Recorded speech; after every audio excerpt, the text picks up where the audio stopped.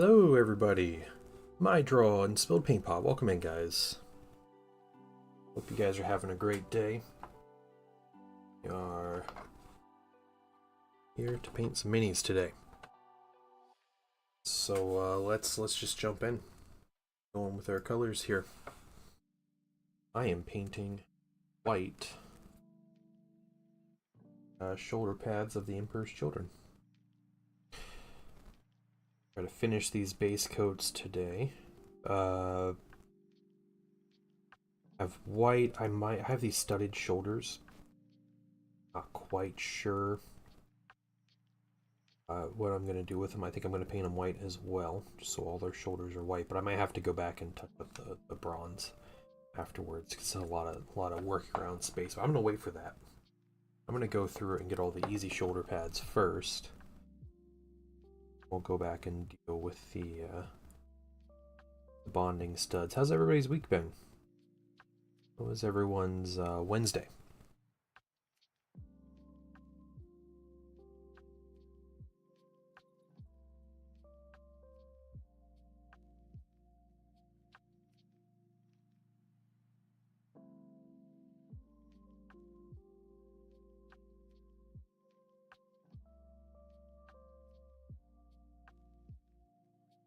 Snowed in Paradise, going through item backlogs, getting things organized. Oh, that's fun. All right. I'm doing well, yeah. A weird day yesterday, but otherwise, like, doing better today. Happy to be back painting minis. What's up, Choach? How you doing? Dealing with a sick toddler. Oh, that sucks. That sucks.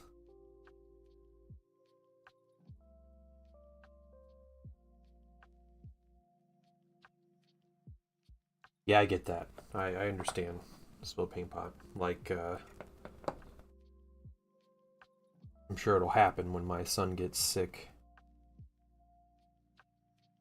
You know, but it happens every year. He gets sick and he's got to stay home from school, and I'm the one that stays home with him, and then it's, like, difficult to do anything, really.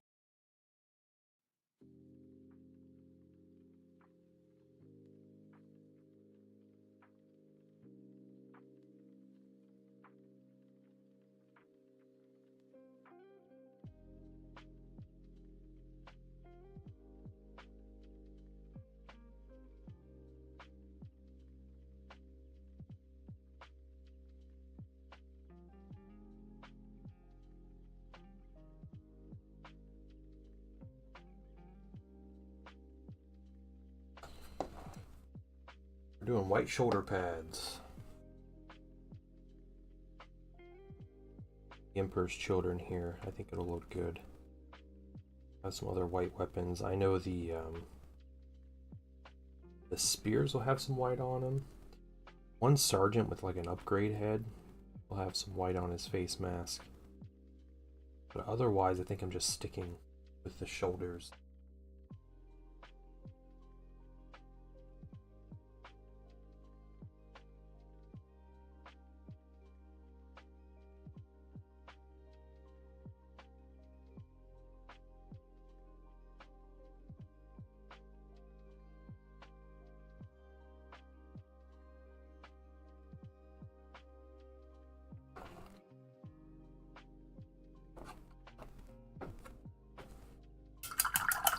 Are those Primaris heads? No, those are Mark IV Space Marine heads. The heads that ran so Primaris, or that walked so Primaris could run, right? But no, Mark IV armor heads. The coolest looking ones, in my opinion.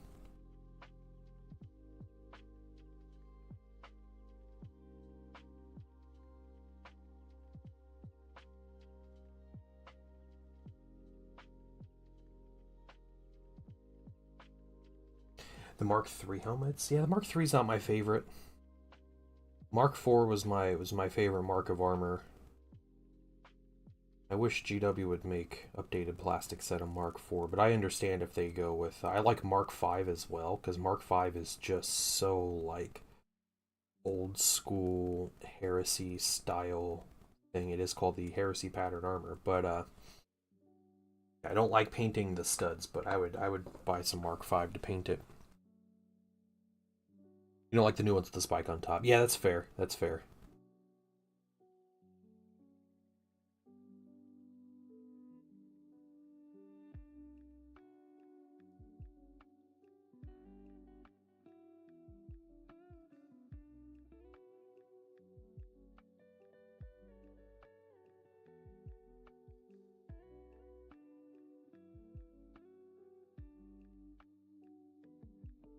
So, I will say, I have been running the printer, 3D printer, and printing militia minis. I have quite a few printed and quite a few ready to print as well of just like crazy stuff. Um, like in my searching, I found one of the things militia can take in Heresy are sentinels. I'm like, you know what? That's cool. Like sentinels would be cool to have, but it seems like a lot of prints and a lot of details if someone made an STL, or like the sentinel minis are expensive and like super detailed like the newer ones. The older ones were great looking, the boxy ATST look. Um, and then lo and behold, yeah, this guy looks like he's got like a Mark 7, yeah. Um, it's like part of this Mark 4 armor. Some of the helmets are old. Yeah, the old Sentinels were great. Yeah, I agree. I agree. Um, and you know, if I'm painting up a militia army, it's got to be like a third line looking Sentinel, so the old one fits that aesthetic. Well, just browsing around cults uh, last night, I found a Sentinel mini, grabbed it. It was like a $2 STL, paid from an STL. But the Sentinel, it's the old style, and there is a less armored and a more armored version. But the less armored version's fully caged, so there's no like pilot or anything that shows through. The entire like fuselage turret cockpit piece or whatever is one piece. There's many different leg poses, and it has all the different weapons. And I think the total, let's see, there's 2 feet, 2 legs, hips, turret, weapon. So 7 pieces for a Sentinel. And what I did was I made a build plate up of those Sentinels. And because I wanted some kind of like Sentinel thing, like what's a good thematic Walker mini I could use Sentinel for my militia. And lo and behold, I found like pretty close looking proxies. I fit between 2 build plates. I can make 4 Sentinels with my little Mars Pro 3. So I have a bunch of Sentinels to paint. I'm just having fun printing out a ridiculous amount of minis for an army.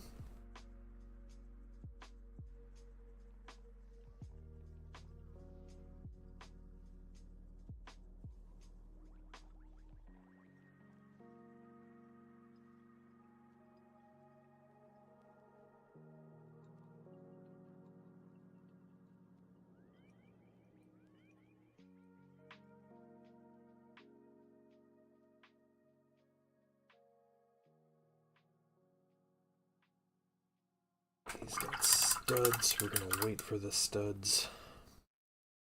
Yeah, I'm a big fan of the older Sentinel minis, though. They have like that good like simplicity that the older Imperial vehicles have that I really like.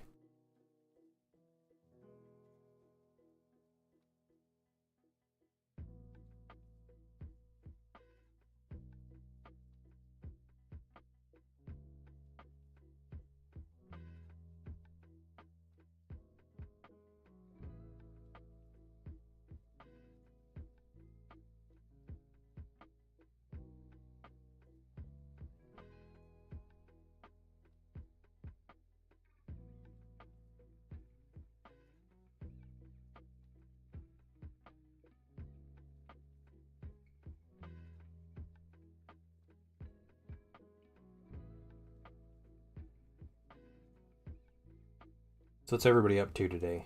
You guys just working? Anybody doing any hobby stuff?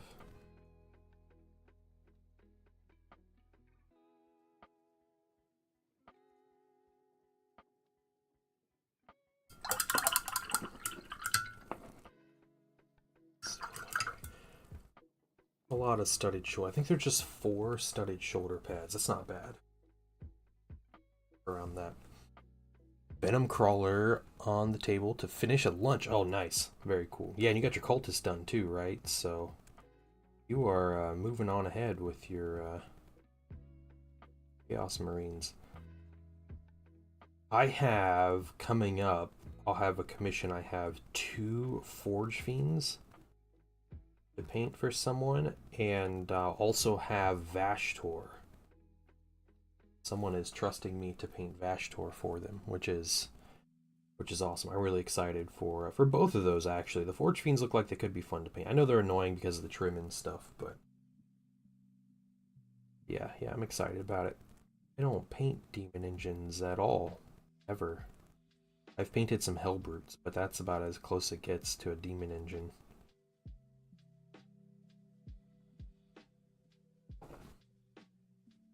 Vashtor was fun to paint. Nice. Nice. All right. Yeah, so you got plenty of work. Space Rat King, is that Vashtor?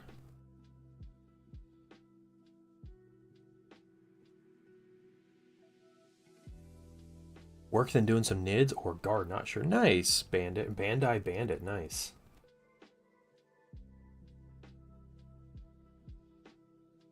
What colors you paint in the guard? I guess the Tyranids too, but I like Imperial Guard, so. The Emperor's illegitimate children, yeah. What's up, Dadalorian? We'll go back to that one since he's got studs. We'll do the studded shoulder pads last. To be fair, the Emperor's children, you know, this is a commission. I'm just getting money to paint, so I have no dog in this race. But the Emperor did let them use his Aquila. They're the only ones allowed to use it, so I wouldn't call that an illegitimate child. Looks like a bad guy from Biker Mice from Mars. I have no idea what that is, but that's, yeah, funny.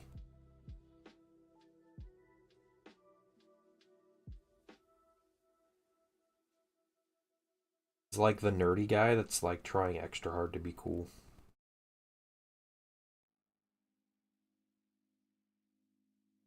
I know what channel I'm in. I know how you guys know what that's about. Not old enough to know Biker Mice from Mars? No, apparently I'm not. Yeah, I'm not familiar with that one.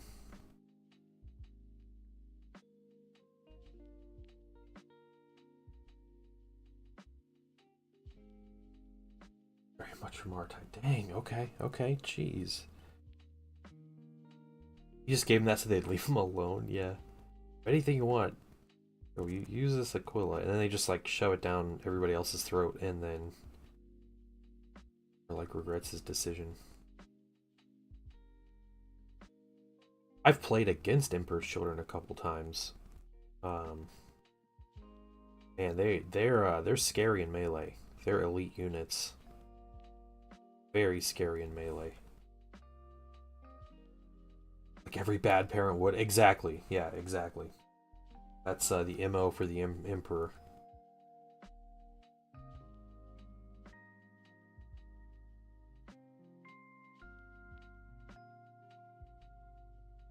Okay, we'll come back on the spear thing. We'll just do the shoulders first.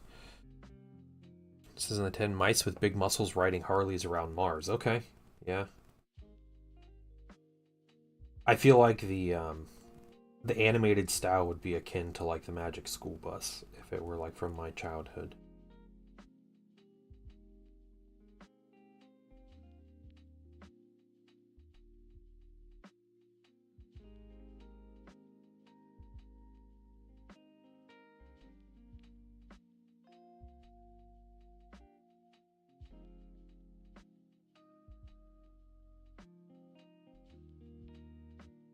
Hey Zan, what's up? No, okay, geez guys. Alright, I didn't watch Biker Mice from Mars. Jeez. I apparently had a terrible childhood.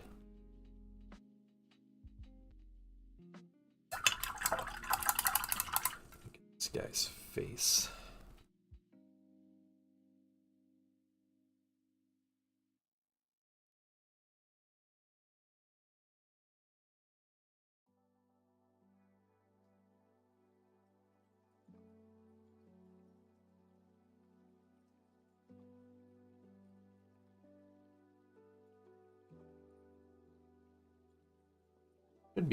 Should be finishing these assault marines. How you doing, Zen? Captain Planet animation wise? Oh, okay, okay. Are those really that different?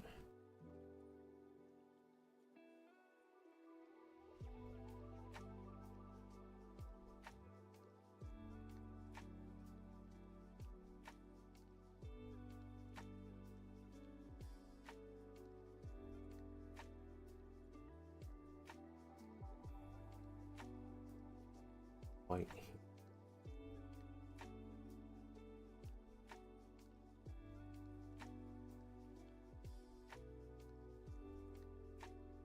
This one I have to clip off a piece.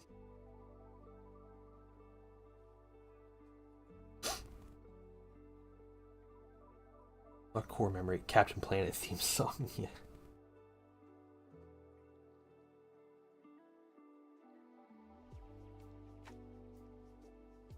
We watched Inside Out 2. It's on streaming now and everything, and so my son was really excited for me to watch that movie, so I watched it. Yeah, it was all right. It was just funny because, like, you know, there's all the different emotions, and there's like a bunch of new emotions and stuff because puberty and all that. But it was funny because they had nostalgia. It just like kept walking out. It's just like this super old lady. She's like, "Do you remember when?" And they're like, "We're too young for that." Checked in for a weekend away and found a record player in the room. Oh, cool. Very cool. A nice long weekend away, though. Watch Thundercats. I used to watch Thundercats and Transformers. Yeah. Yeah, I'd watch Captain Planet, too. Or, man, I used to randomly watch, like, it was Birdman, but it wasn't like it was before, you know, the Adult Swim, like Harvey Birdman, Attorney at Law. It was just Birdman, right? Was that what his show was called? Yeah, G.I. Joe was always cool. I had a G.I. Joe movie on VHS. I don't remember what the movie was, but it was always my favorite. But I was even as a kid, I was like, it's so unrealistic. They're all shooting each other like no one dies.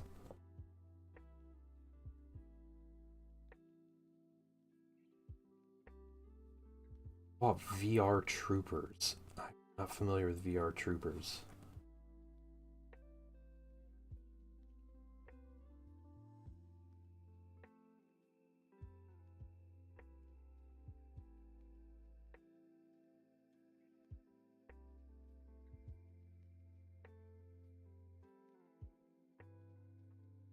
The Hanna-Barbera cartoons, yeah, yeah.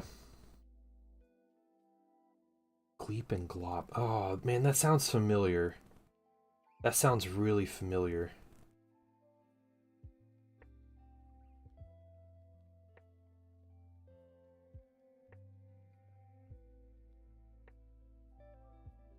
Tom and Jerry the other day, his mind was blown. Like more colorful Power Rangers. Okay, alright.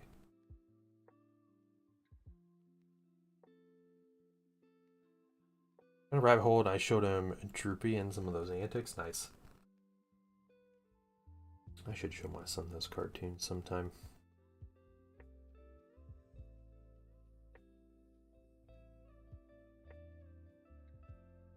Hey, Coyote, how you doing? Welcome in on YouTube. You're having a good morning, or afternoon, or evening, depending on where you are.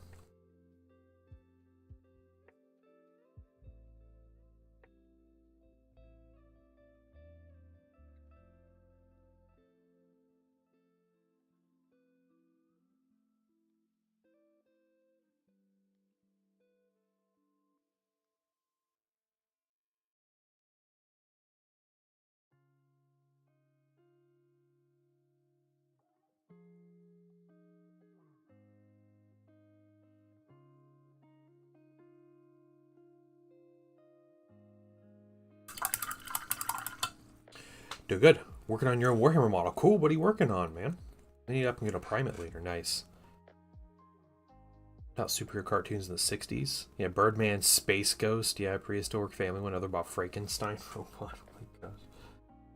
You were just throwing everything at the wall to see what sticks, right?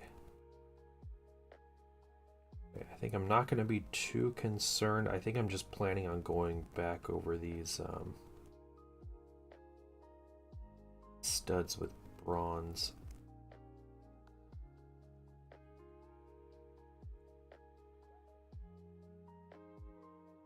We'll just paint it white and not concern ourselves. Going with our white, I'll try to get some bronze out. It's only 4 shoulder pads. If it were more, I might be more careful about it, but yeah. So finally, Heresy Thursday from GW. Got actual Horus Heresy stuff with that melee weapons kit, which is fantastic. So, what's up, Gosu? What's up? Chinese family version is Scooby-Doo. Oh my gosh, amazing Changs. Any word on Iron Warriors kits? No, unless you need melee weapons, generic melee weapons, and pistols.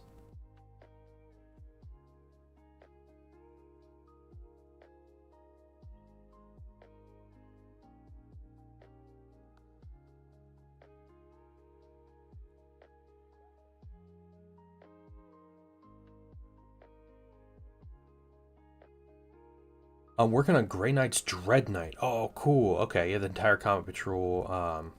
Taking a break from it to do the Dread Knight. Very cool. Very cool. My understanding is collecting Grey Knight, that's basically buying 3 combat patrols and a character or 2 in your set.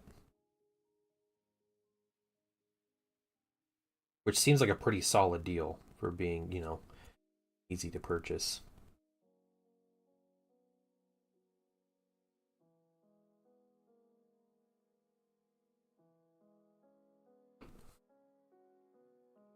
Just getting the day started. Nice.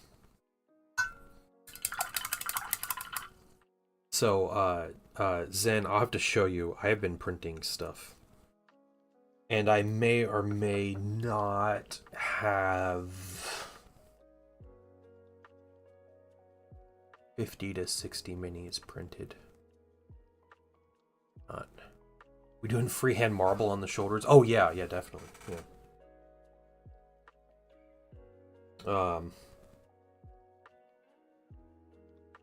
Yeah. Yeah. So I really like those militia kits. Yeah, what's up, Star Laser? And I think I'm just gonna like and I don't think I know. I'm just gonna jump in and I'm gonna find some time. I'm gonna try to paint like 100 minis. No, for me. I printed a few minis for the painting sun, but not gonna paint that. At least not now. It's these militia. Did you see the militia? I showed them off on Tuesday. Some of the ones I was like test painting.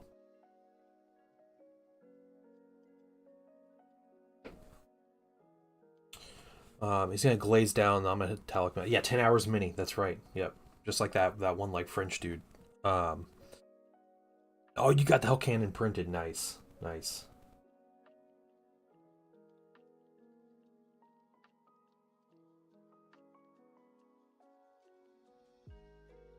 Painting my dad's minis. Says he used to paint them, but he got old, so he can't do it same anymore. Yeah. Okay. Well, that's really cool. That I don't. Cowdy, that sounds like a solid deal, man. Not only do you get to paint more minis, but you also get free minis for painting minis. And you get to play with your dad, so that's all super cool.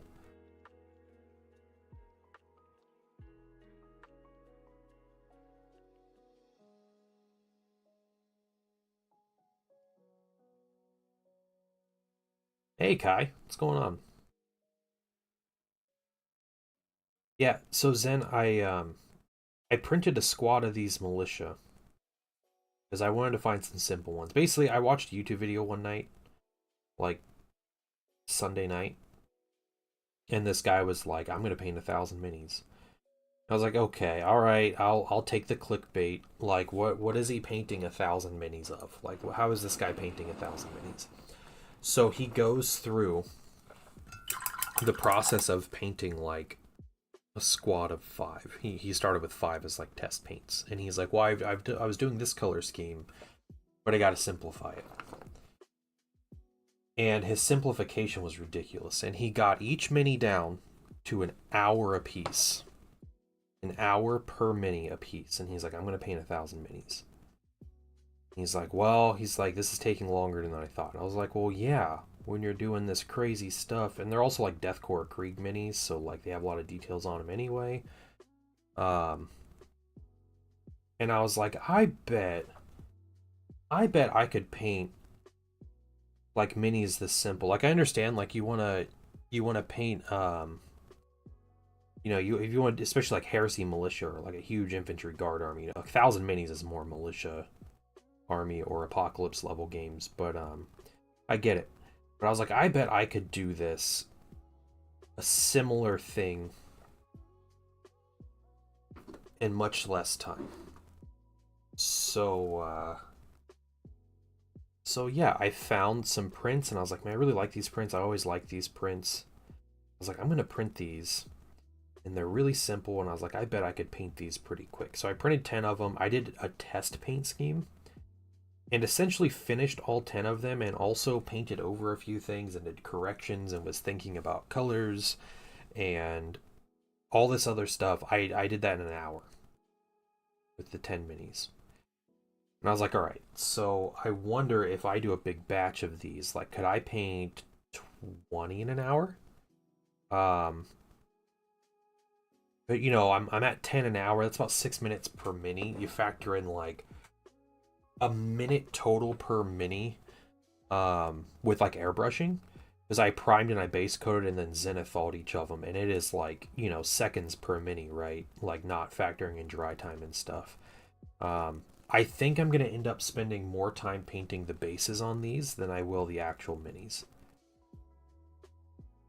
But it's a simple paint job, and I was like, if you're putting 1,000 minis on the table, you do not need a paint job that's going to take you an hour per mini. But the minis, if you want to look at the STLs I got, and I ended up buying all the STLs, all of them for the whole line. And I have made up a lot of prints. But anyway, it is by Quartermaster 3D. You have to look at them on My Mini Factory, but Quartermaster 3D, and it's his Trench Devils line. Yeah. Did Belial Dark Angel for my dad. Oh, nice. See, that's really cool. So, Coyote, I'm a full-time commission painter, and something I just love about being a commission painter is I get to paint minis that I normally would never touch, would never think about buying, to paint or to collect for an army or anything like that. Um, so I think you get to experience a little bit of that. I know it's a bit of a chore painting someone else's mini, and it's much more worth it when your dad is paying you in free stuff and everything. But yeah, it is nice to be able to get like that experience, especially if you actually enjoy painting. Makes a world of difference. Brixmai's TPD is that he's not just slap chopping minis and painting them quickly. He's painting detail and looking at trickery dark magic. I mean, this is practically slap chop what I'm doing on these minis, so don't upsell these things when they're very simple minis. So I'm still figuring out a color scheme. I think I am going with the more desert heads though. I'm going to upsell. No, don't do it. I'm gonna do it with the desert heads on the normal infantry and like enlisted men basically, but all the unit leaders, so I guess still enlisted men, the sergeants and officers and like command squad and stuff, they're getting the helmeted heads. That's how I'm doing this. I'll differentiate the sergeants a little bit more. Mostly covered in a long poncho thing. Yeah, they have similar elements to Deathcore, so they all have masks. Um, they have like a poncho thing. Their theme is like trench warfare, but they don't give me Deathcore vibes. I'm using them as desert-themed infantry for Prospero Militia. So that's how I'm painting them, and I'll show you my test schemes here in a second. That's my brush anyway. I had a couple of these. I did. Yeah, so some examples of test schemes. This was like a test mini. And like I said, this dude was 6 minutes of work. So, and that was like all, experimenting and kind of figuring out color schemes, and there's still things I would change on this, but like 6 minutes of work. Lucky Mayhem, thank you for following.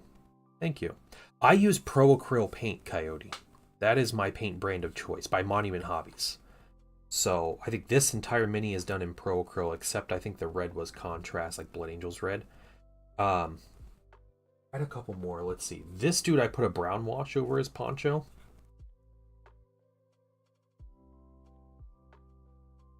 And I painted his... I like the tan helmet, but like... Yeah. So what I did... I primed these guys in Pro Acryl Black Brown Primer. I did a Zenithal of Caramel Brown. And... which is this color here. A Zenithal of this color. I dry brushed it with ivory. It's actually dark ivory. I dry brushed it. And then I contrasted black, brown, I think it was Garagax Sewer. This was Black Templar, so those are GW colors. And Blood Angels red, which, again, things I might change up a little bit. And then I did a little dry brush on the black. And I did on the silver with this. I don't think I particularly like the silver dry brush on the red. But yeah. Boom, that was it. The helmets are a little weird, too, the face mask. I like the brown face mask. I don't know if I like the black helmet. I might stick with the black helmet because it won't be on everybody. But yeah, 10 minis in an hour. 6-ish minutes per mini. So yeah, and just think of like hundreds of these dudes. So here's what I have printed. I'm going to show you, Zen. Tomorrow I will show you what plates I have made up and sliced. But I have dozens of build plates ready for artillery and sentinels, and maybe I have a couple for tanks, but I don't know if I'll do a lot of tanks yet.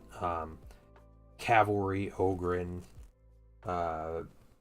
special weapons squad, sniper squads, all kinds of stuff like that. Dozens, yeah. Just for this one army. So like my October 2024 like ready to print file or folder is pretty crazy. But yeah, I've printed because okay, so what I do, I was inspired by the Guardsman player. Yeah. Which is like, it was that YouTube video, I'm telling you. That YouTube video, like, that I watched, the dude's like, I'm going to paint 1,000 guards. And I'm like, no, you're not. But I am. I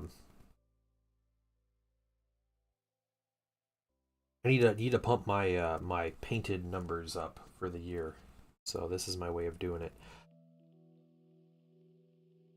But what I originally did was I was able to fit 10 dudes on a build plate. I could probably fit 12 or 13 on a build plate. But I was like, I'm not going to do that. But I am. Yeah, yep. Exactly what's happening. So what I did was I split out the different parts. So I made a build plate of just heads. I fit 72 heads on a build plate. So I have 72 heads, and I printed one of those. It took an hour to print. It was great. I love those like little short prints. I can fit 30 legs and 30 torsos, each on their own print. Paint 1,000 minis in 10 hours. Yeah, it's literally about to happen. Yeah. So I have all the basic stuff, and the heads are nice being separate because you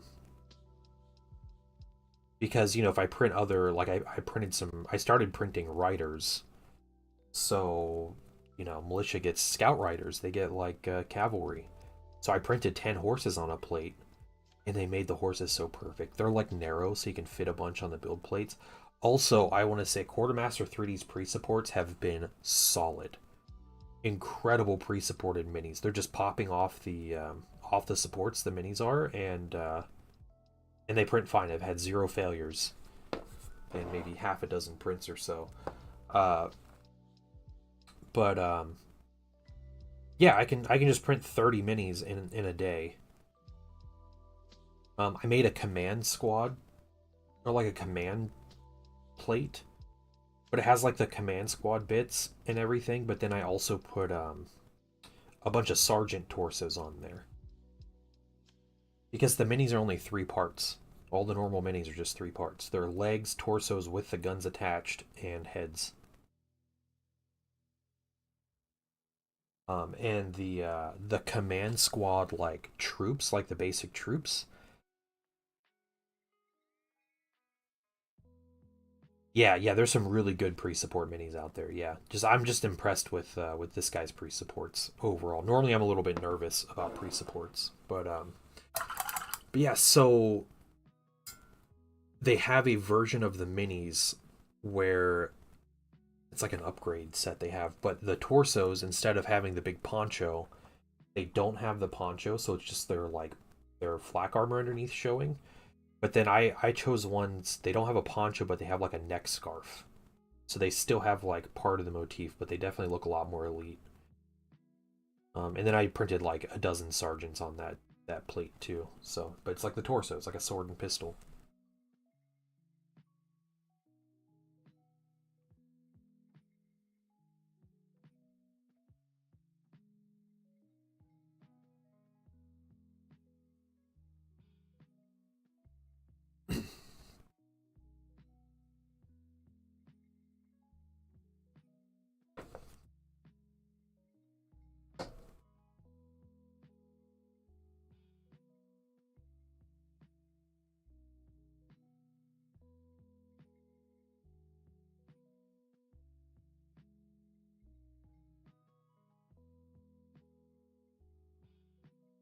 Yeah, I have messed with pre-supported minis, and they have been super frustrating from some people, like paid files that are really, really annoying and like don't work well. But I imagine the 501st Gene Chiliad to look like? The Gene soldiers from the Legion book. Oh, cool. All right. That makes sense. Isn't that planet kind of a desert planet too? And they're like wearing ponchos and stuff. I thought those were more like Auxilia guys, but yeah. You're back. All right, Kai. Yeah, still very cool.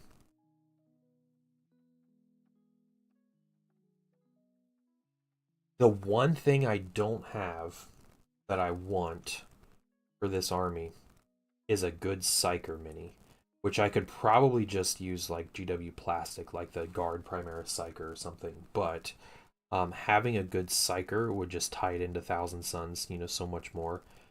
Militia can take a Psyker, but the Psyker only gets one discipline, and that discipline is called Anathema, which is literally summoning demons. So, the Chiliad. That sounds very like chill, bro. Like we are the Chiliad, not the Iliad. We're not illin, we're chillin'.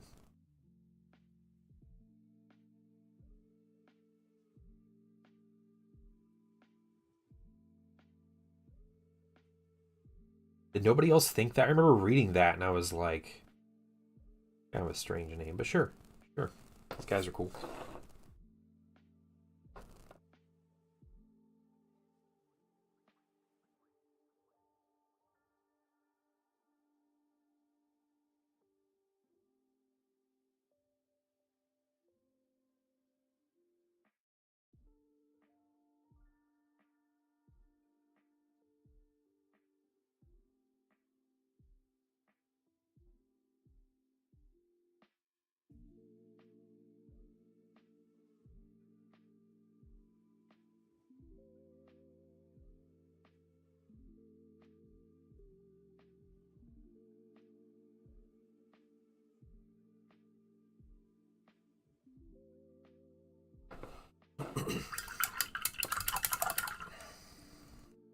Just done with this white, and then we'll get out black. We'll get weapon casings, a wash, and we'll start doing some highlights. quick. Hey, retired 11B, what's going on, man?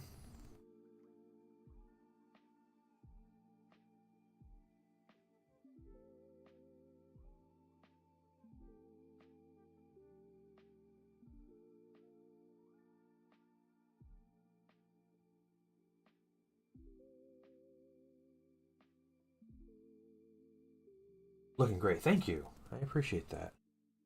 Not mine, but Emperor's Children I am painting. Heresy era, of course. Something GW's work on, personally, the elements to cast Frost Giants for 2 turns and Skeleton Specters with zombies from the old world in 40k. Wait, hold on. What? Okay, sorry. There's a couple things, Troy. I can't understand exactly what you're talking about there. The elements to cast Frost Giants. Cast Frost Giant. Sorry, I'm not sure. I'm not sure what exactly you're talking about.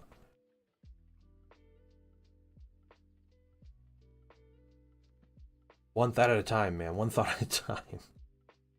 Yes, librarian. Okay.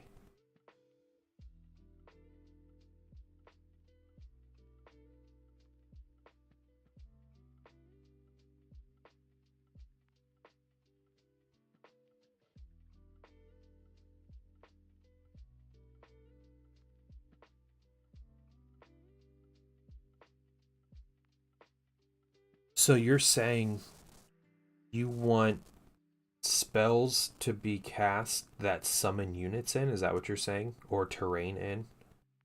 Or in 40k and the old world? Is that what you're saying?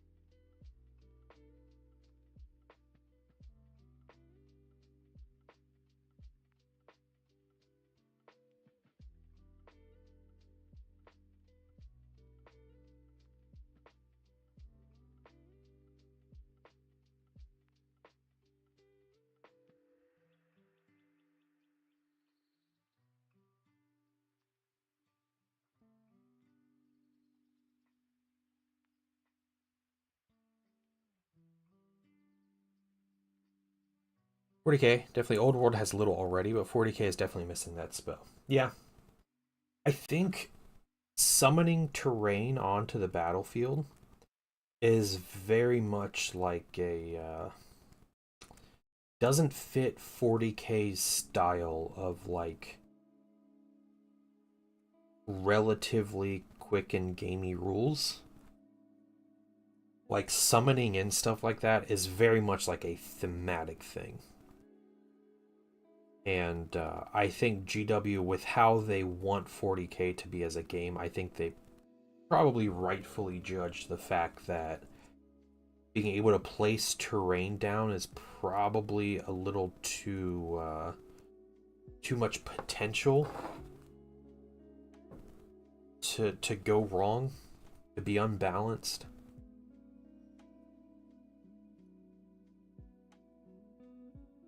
I love that kind of stuff. I absolutely love like the wood elves in the old world. They can just put a whole wood on the battlefield, like a whole forest on the battlefield. Like that's super cool. I love that kind of stuff. But I can see the argument for 40k not doing that in the scope of 10th edition. How 10th edition functions. Hey, Bapasio? Is that how you pronounce your name? Welcome. Yeah, painting some Emperor's Children today. I will put it out there that these are not my Emperor's Children. This is a commission, but they are Emperor's Children, and I am painting them. So I have these Assault Marines, and then I have some special units to paint, but those special units are not fully assembled yet, so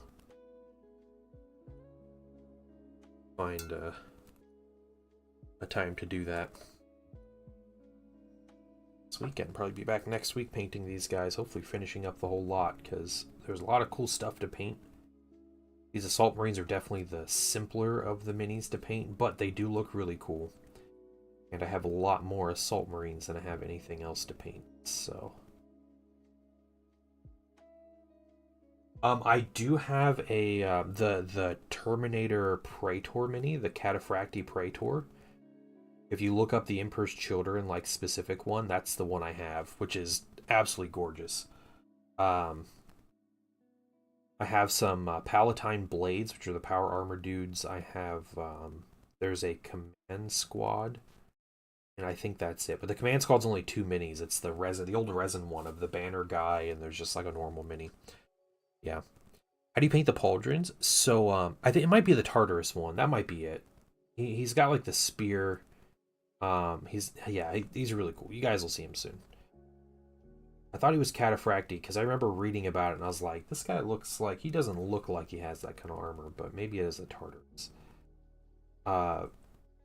The shoulders I am painting, they were base coated. Let's see, the trim is base coated with Pro-Acryl bronze, and it's eventually going to get like a highlight of rich gold from Pro-Acryl. That's the trim. The pauldrons themselves are being painted with bright neutral gray from Pro-Acryl,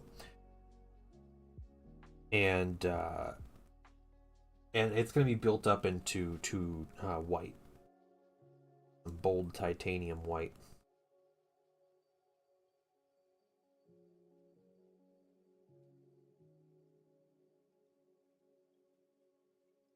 I start with white every time. Yeah. I kind of learned, I guess, a simpler way of doing white, and I stick with it, mainly using Pro-Acryl colors because their white is fantastic. But I start with this bright neutral gray.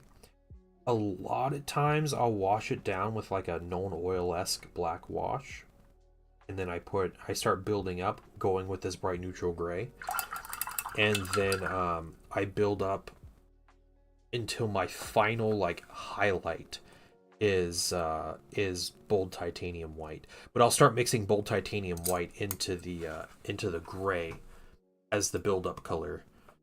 So I want to see. Let's look at these.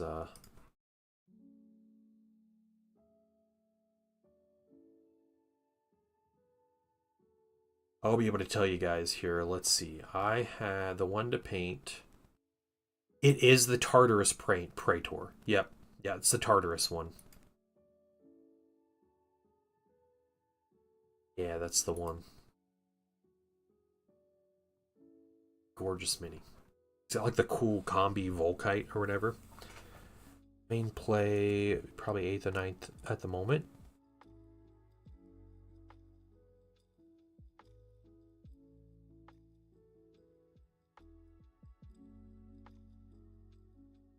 Oh, you think like a narrative play versus a competitive play kind of thing? Match play versus narrative play. Those colors are just awesome.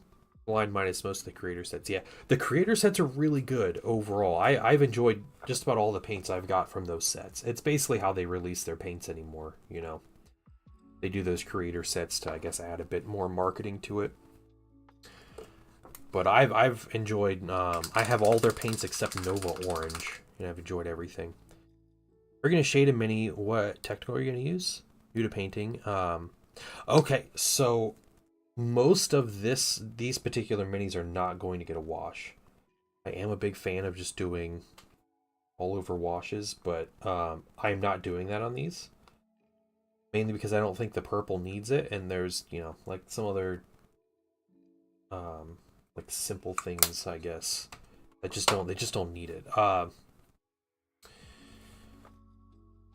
am gonna wash the silver, and I think that's about it. I might wash, yeah, I might wash the white on the minis too. We'll see. Maybe not the shoulder pads. Maybe the shoulder pads.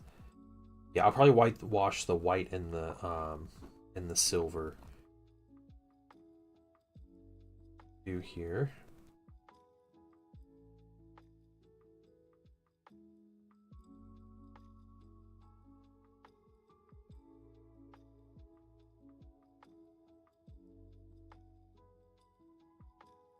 wrapping casing is black.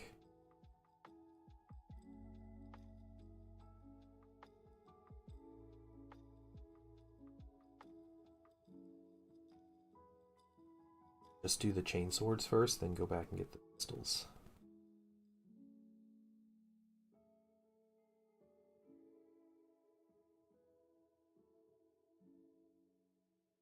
You're gonna yeah, and so gonna be shiny parts in the armor. Oh, you're like highlighting it. So what I did was the purple had a base coat and I actually dry brushed it with some brighter purples. Space Marine armor in general takes really well to dry brushing. And so I did dry brushing to kind of highlight, to pick out some of the highlights in the armor. And you can see on the backpack especially some of the highlights that kind of pop out, the lighter purple. For the other colors, I have, like the bronze is going to end up getting highlighted with gold. The silver, I'm just going to be using silver to highlight it after I wash it down. So it's going to be simple, kind of one coat highlight for everything. Because these are basic infantry, they're not like they're not going to get crazy detailed paint job. So we'll have some characters and stuff that'll get a lot more love in time. It's also some glazing stuff. Yeah, glazing is a nice technique to use. Glazing is very time consuming.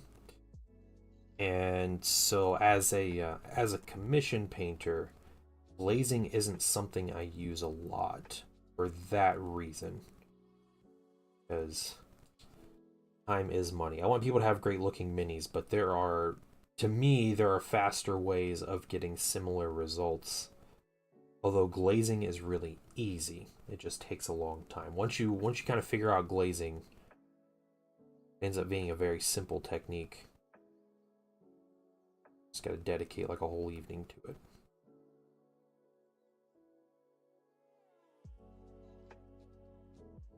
Stay on target. Sorry, thank you.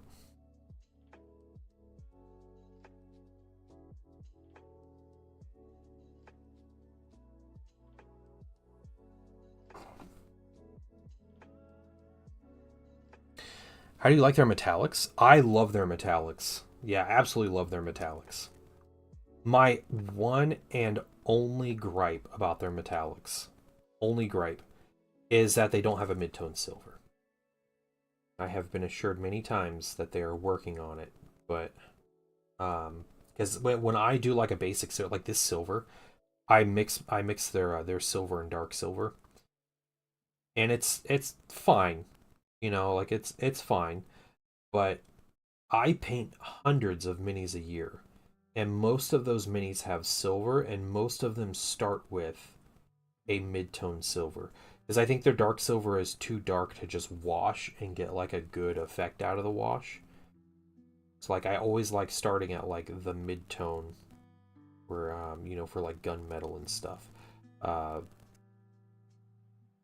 So yeah, it would be really, I would probably go out and buy 4 bottles immediately if they put out or if and when they put out a mid-tone silver. I'm gonna buy everything my local store has and go with it.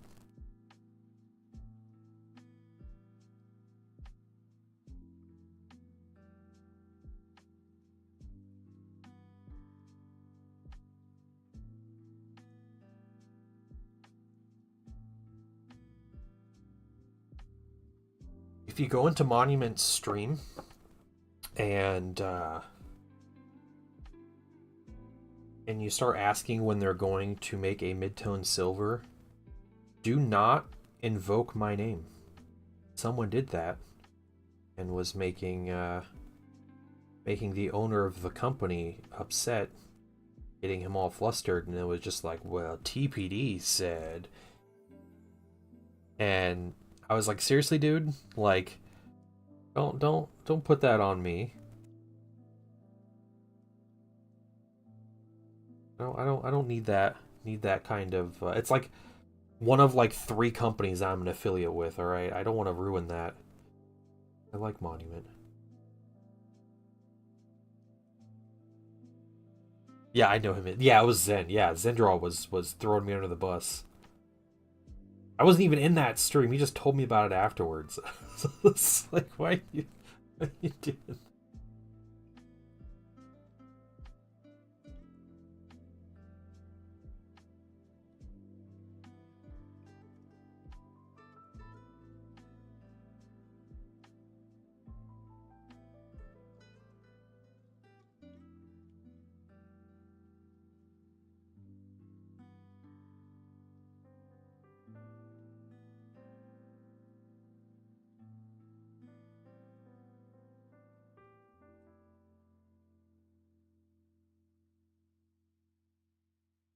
Yeah, yeah. You see,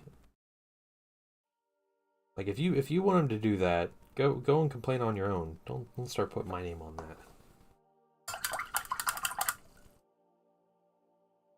Punks.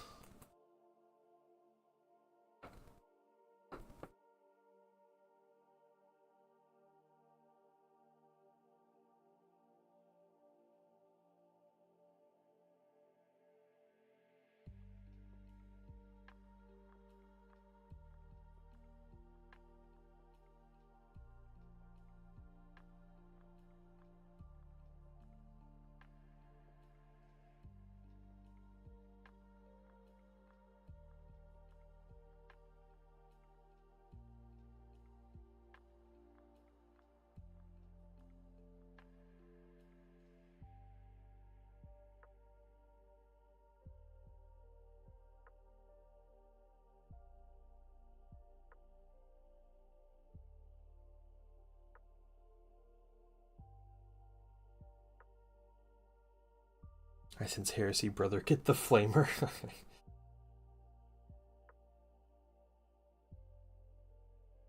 We're doing a little bit of heresy today.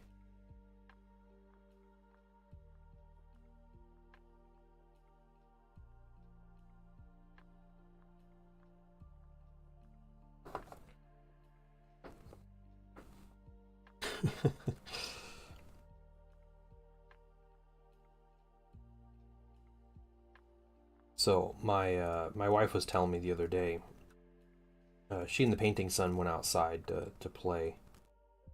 We have neighbors across the street, and it's an older couple.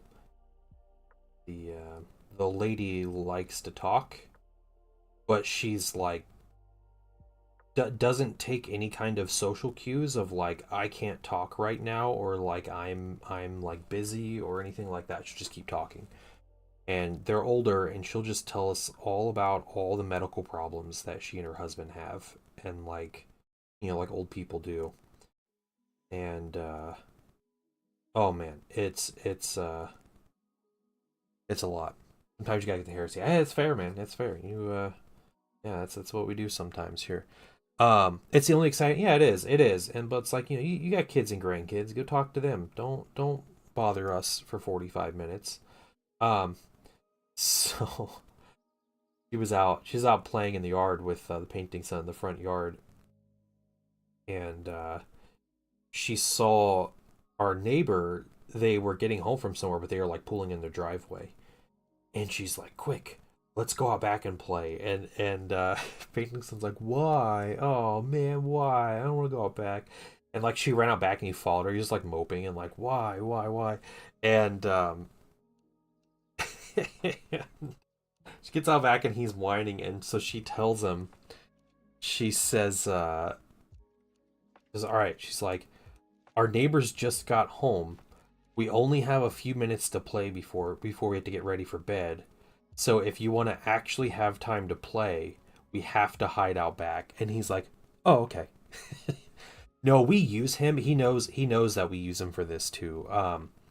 What we'll do is when our neighbor, like, she'll like walk across the street when she sees us, and she'll start talking, and we're like getting home, like bringing groceries in, from the grocery store, and we're in the middle of something, um and so like she'll trap my wife, and we'll be talking to her, and I'll like go inside, and I'll get the painting son to be like, hey, go get your mom and tell her that she has to come in and help, or something like that. Like, go tell her she has to come inside. And so we'll use him to go tell your mom that dad passed out and he needs you to call 911 or something. Like just like make up some ridiculous thing for her to be like, oh, I gotta go. And neighbor would be like, well, while I have you here, let me just ask you if you're if this is, or I had this medical just. We were talking about that last night, and I mentioned the movie. Yeah, House is on Fire. Be right back. The movie Extract. You guys remember that movie? And his neighbor. But so I actually watched that scene last night where he's like pulling in the driveway. He's trying to go home before a certain time, and a certain thing happens. But and he's like, "Oh no, it's like his neighbor across the street." Yeah, Extract. Yep. And he's like, I really have to get inside. He's like, I have to call the office before my employees go home. He's like, this is really important. And his neighbor's like, yeah, uh-huh. Well, while I have you here, me and my wife have this big dinner event at the Rotary Club. And yeah, yeah.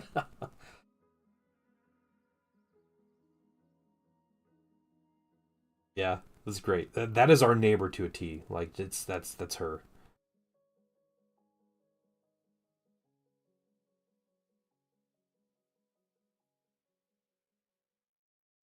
Yep.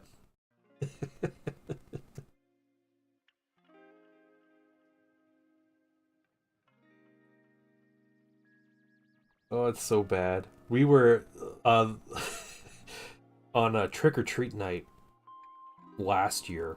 So we're getting ready to go trick or treating. We're all in costumes. All three of us got costumes that year and everything. And so like we went outside, we were taking pictures, and then we were gonna go. Because we wanted to get out and, have all the time to do trick or treating. It was cold out. We wanted to do all the things. We start doing our photos, and our neighbor comes over and starts talking to us. And we're just seriously like ignoring her. She's standing in our yard talking to us while we're like taking pictures with everybody. And she's just talking. We're just like, uh-huh. Hey, and Painting Son, come over here and like, let's do this. And it was like 15 minutes, and we're finally like, okay, we're going now. Like, bye. I I don't know. Never had a full conversation about it. Yeah, it probably took a good 10 years living in our house before our neighbors spoke to us, but we actually had one neighbor that was this is maybe 2 years or so after we moved in. Chat with that neighbor. She's chill. She's another older lady, but she's really nice. She has a big birthday party every year, and it's great. A bunch of people go over there and party, but we used to go to her birthday party, and it was fun, but yeah, we haven't been in a while. I think she was just diagnosed with dementia, so we're pretty sad about that. We're like, it's our one good neighbor. And no, I do not live in a retirement community. It's just a small town. So this is what happens. You just live by old people in a small town.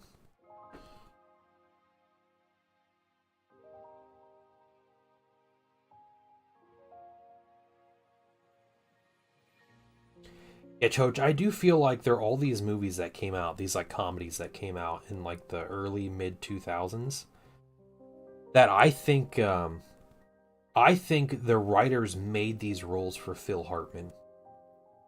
And when he passed away, aka was killed by his wife due to nonsense from Andy Dick. But I think yeah, I think it messed up all these roles and stuff. So people were just like trying to fill. I know Futurama was a direct they directly did that. Like Matt Groening mentioned that he made the role of like Zap Brannigan for Phil Hartman. And then when he passed away, they ended up getting was it Billy West is basically does a Phil Hartman impression on that voice. So. First of all, let me take just a moment to thank you for allowing me back Hey, into old your man home. Vez, welcome. Speaking of the retirement community, yep. They got a doctor's permission to live in the old people's home, the old folks' home there. The retirement community. How are you doing, old man Vez? We're just painting Heresy today.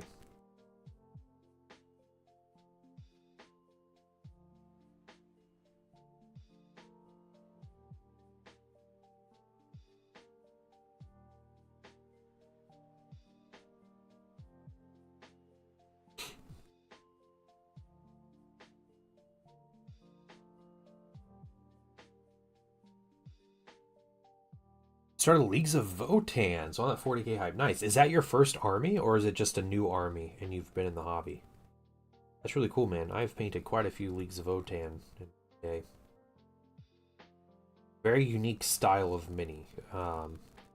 Not my personal like faction or favorite faction, but they're cool. They're well done minis. So, you know, hopefully getting a nice big second wave this edition. We can hope for the Votan. Very cool to find some painting streams. Yeah. I haven't moved over to the new miniature painting channel yet, and I think I might stick with Warhammer for a while. I think that might be a little more relevant. What I do for the most part, I don't know.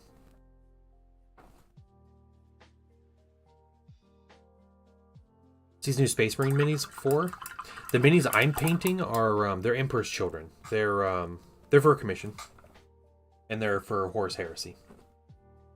Welcome back, Kai. I missed you, man. I was mentioning you a couple times and I forgot. Or followed 40k since I was a kid, but finally delved in. Oh, nice. Okay, very cool. What made you choose Votan?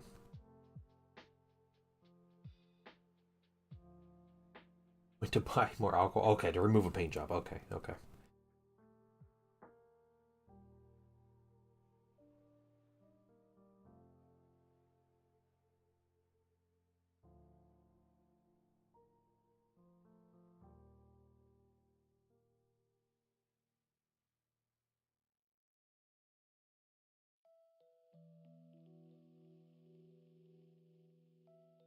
Makes sense. You're painting Warhammer. That's true. I do have Star Wars Legion minis coming up, so maybe I'll go to the mini painting section there. But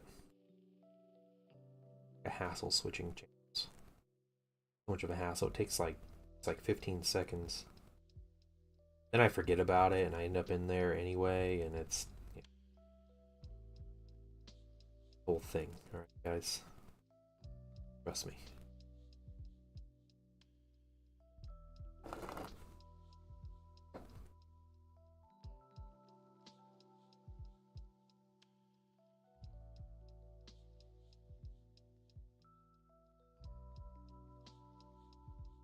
Yeah, Vez, I am currently painting 30k stuff.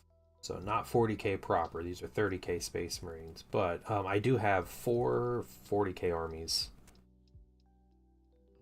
Various point levels, but all of them big enough to play a battle and fully painted. So also like Dark Angels and Grey Knights. I had to try Xenos first. Hey, that's awesome though.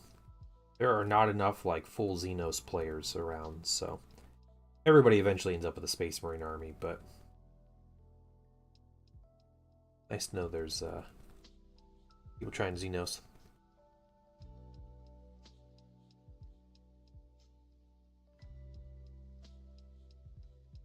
30k? I thought that was only 40k. Yeah. My son asked me the other day, he's like, Dad, is there a 20k and a 10k and a 5k and all of that? And I was like, no, son.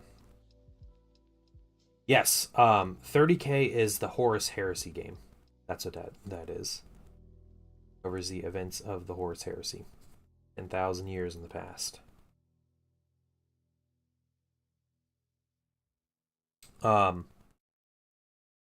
Warhammer 2022, yeah. You just got Russians using howitzers from World War II. Warhammer 2022, yeah. There used to be a Warhammer Ancient. That used to be a thing, actually. My favorite army is Warhammer 2K would be Bolt Action. And you know, it was Alessio Cavatore who designed that. He used to be a GW Rules designer. YouTube's more stable than sorry about that. You still in was it Denmark? Where were you again, Raja? Netherlands?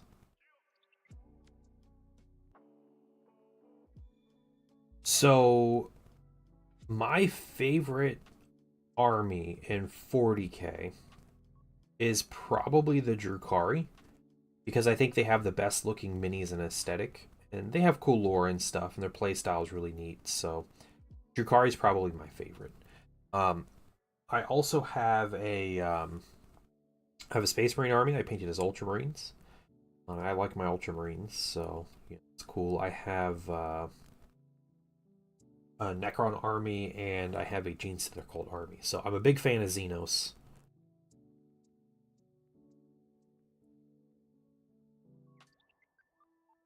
I have lots of those.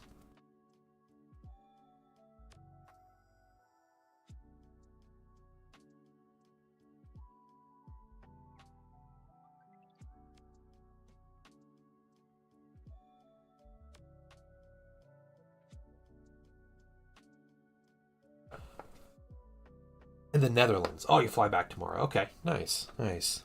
Choice. Drukari are the naughtier Eldar. Yes, yes, they're the dark Eldar. With the cool sail barges and the pointy miniatures and yeah, great aesthetic to them. I did not care for Dark Eldar until they did that 5th edition refresh, and my jaw hit the floor when I first saw those minis like leaking out into the public, and I was like, all right, I need this whole army. I need everything that's in this army. That was all the way back in 2010. Death Watch mobile game and Space Marine 2 made me really like Xenos. Yeah, that's the joke about Space Marine, right? It's like it's played up as like an Ultramarines, like fan fiction, but then everybody just ends up liking Thousand Suns, Tyranids by the end of it.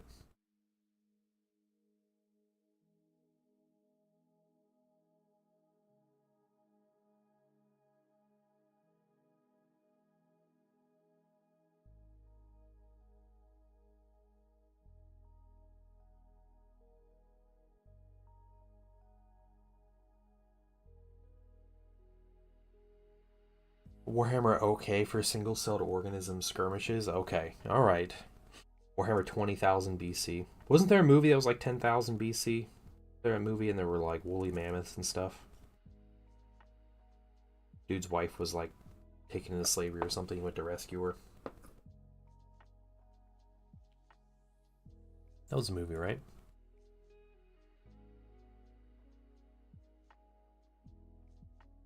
Yeah, the lore for Drukari is pretty cool. Um,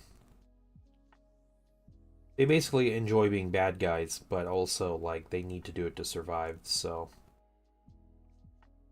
they can be functionally immortal if they're rich enough, which is also cool.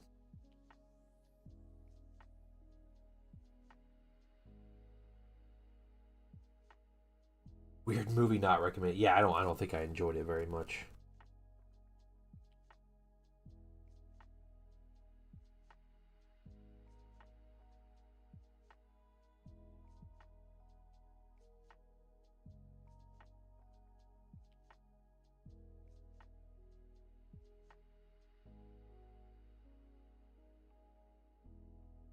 Eslan Crow and the Line are my favorite minis at the moment. Big vehicle for Leagues of Votam. It's pretty pricey. Yeah, yeah. I have painted all three of those minis at some point or another, and I really like Hestel and Crow's mini. The line mini's good. It was a little more simple than I thought it would be, but it was nice. It was a fun mini to paint. The Hecaton was that thing took me hours to assemble. Was That was a whole thing. It wasn't horrible to paint, but the assembly process was not fantastic in my opinion. The Votan vehicles do a lot of weird things with like little like tubes and pipes that I don't like. Kind of like that, the needless complication of details kind of thing. The detail creep is what we call it. Um, Votan are very much inundated with detail creep on their minis. It's a very imposing mini though. It's a good Grey Knight minis for 10th. It's not gonna happen, Ghost. I don't know. They've been doing quite a bit with putting out minis for different factions, so maybe. I used to like Grey Knights, but when I liked Grey Knights, I'm going to be hipster about it. It was like back and forth edition when they were in Codex Demon Hunters. Hey, zombie. Yeah, I am feeling better. Yeah, it was. I had some stomach things going on. It wasn't anything like too crazy, but I was like, you know what? I'm just not gonna stream, and I'm not gonna worry about it. So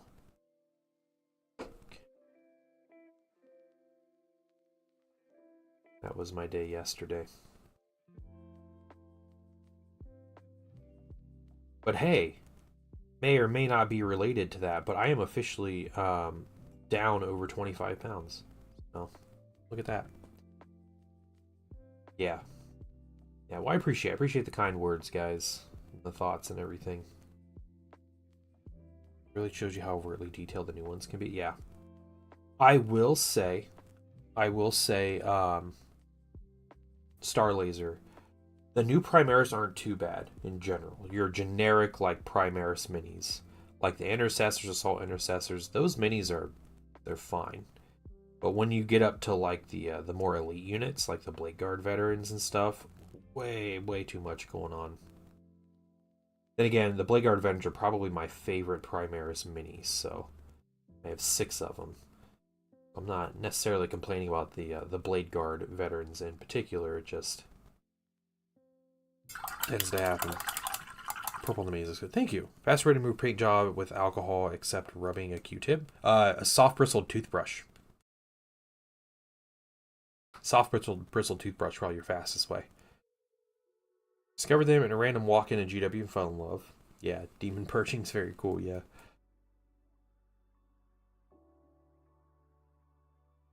Ugh. Yeah, the Blade Guard kit is fantastic. There's some good customization in there, and those minis are gorgeous. They just look so good.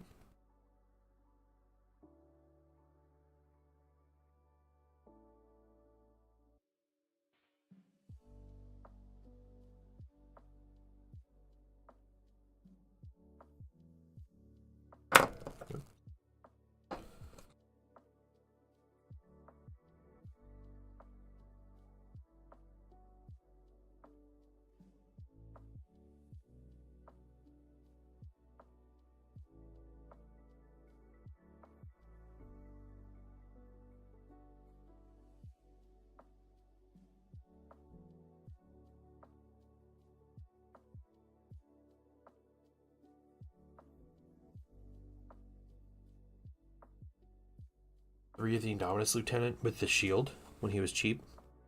Yeah. See, I'm not like a huge fan of that many in particular. I have one of them. I don't think more than one is ever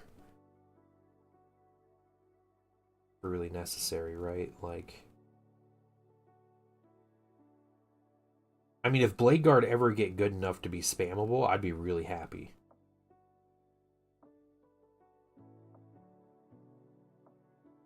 I don't see that happening for some reason. Dread Knight out of the shop, covered in primer now. Nice. All right.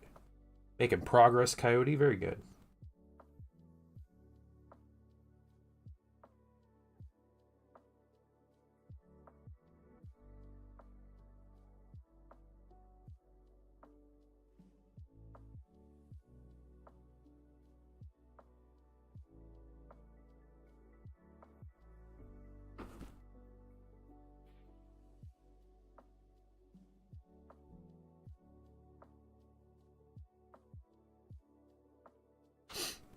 Of all the lieutenants, that one's probably my favorite. Wow, okay, all right. I also didn't paint mine super well. Like I painted my when I painted my Indominus box, it was alongside someone else's Indominus box and like a holiday set for Space Marine. So I painted I think 90 Space Marines all at the same time. And I was really moving to get done quick, and I never went back and corrected the minis. So that's probably one of the reasons why I don't like that lieutenant as much, because his paint job is super basic. Like, I never put a glow effect on his, like, he's got the Volkite pistol, right? Or plasma pistol or something. Give me a few more troopers and barricades. Okay, thanks, Zombie Bunny. I appreciate that.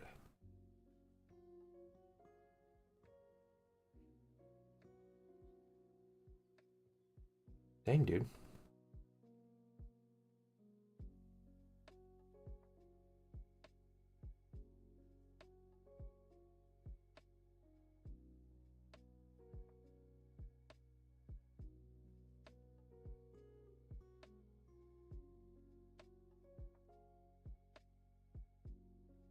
Painting Son said he's going to paint with me this weekend. He did say if his arm doesn't hurt, because we're going to get our flu shot tomorrow. And so he's expecting his arm to hurt so much that he can't paint. But we'll see. We'll see. Finished painting my Black Templar tank. It took me like 3 to 5 hours to paint because I don't have black spray can. That's not like terrible. 3 to 5 hours isn't a bad time for a tank though. Honestly, especially since you didn't have like anything to spray it with. Like that's pretty solid.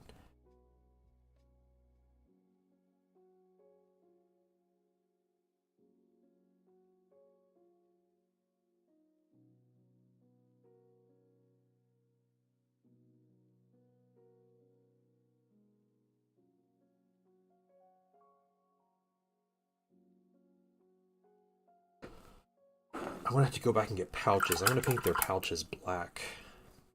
Give them to have pouches on them. Oh, about half of them.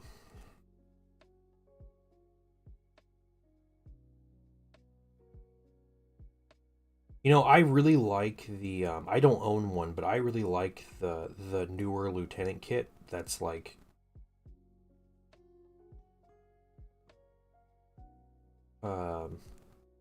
Like the really generic, like the generic Lieutenant kit they came out with. I like that one. I think that one's really cool. But I'm not going to buy it because I have 5 lieutenants already.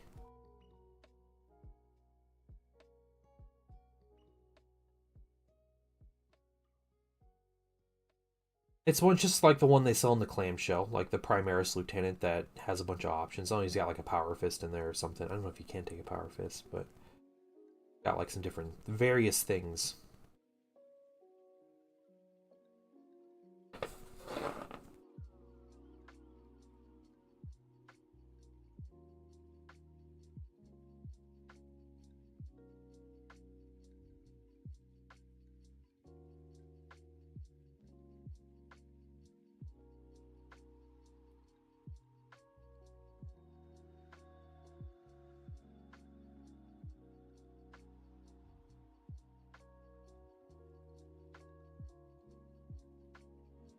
You start a new project. Oh, what's your new project?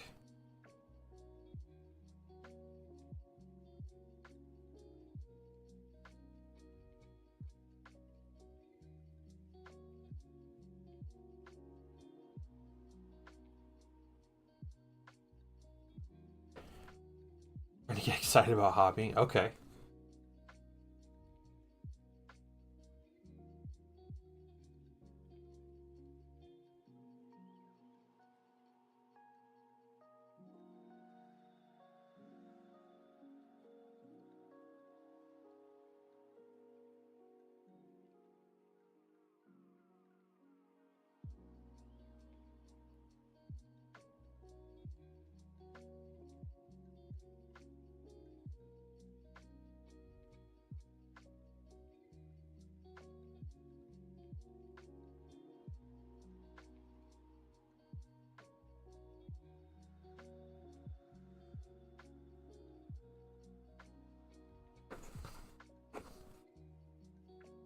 Just painting pistols.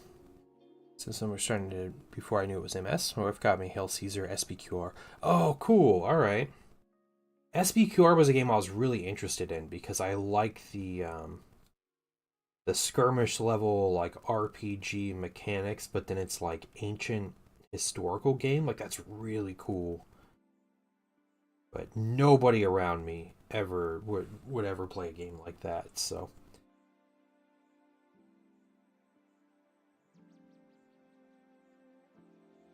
yeah, I was definitely following that game. That's really cool.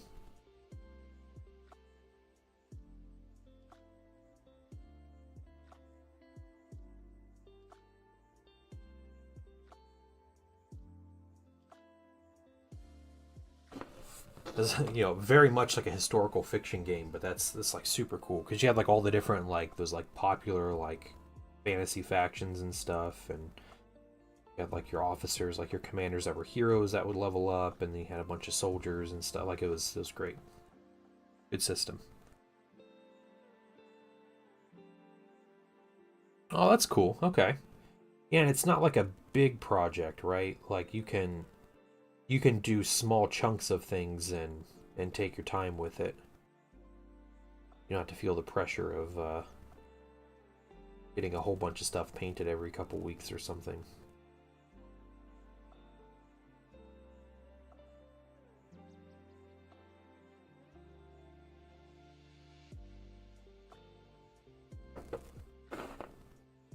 The minis aren't 40 pieces each. Yeah, that's true too. Yeah. Was Arena Rex Roman Gladiator fighting game? Yeah, yeah, that's cool. Looks like the worst China cast I've ever seen. No. Oh, that's so bad.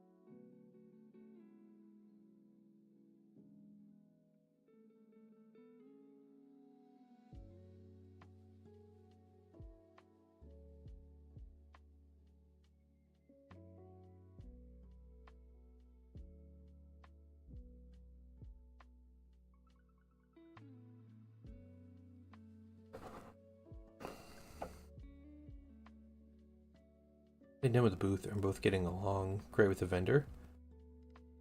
Oh really? Oh, you like physically returned it to like the maker? Oh man.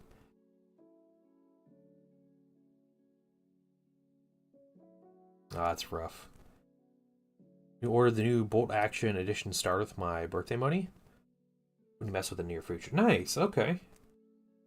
That'd be cool. Hopefully another game you can kind of take your time on. What is the theme of the starter set? Like what battle is that themed around?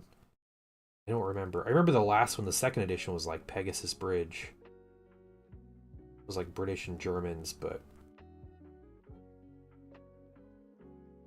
oh, it's Battle of the Bulge. Oh, that's cool. Is it like winter uniforms and stuff?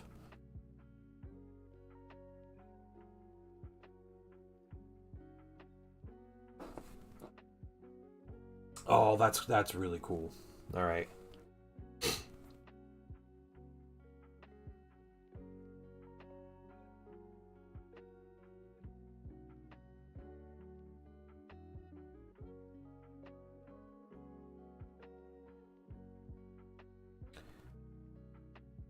Yeah, that's a rough go, Sue. Yeah. Winter Fallschirmjäger finally. Yeah.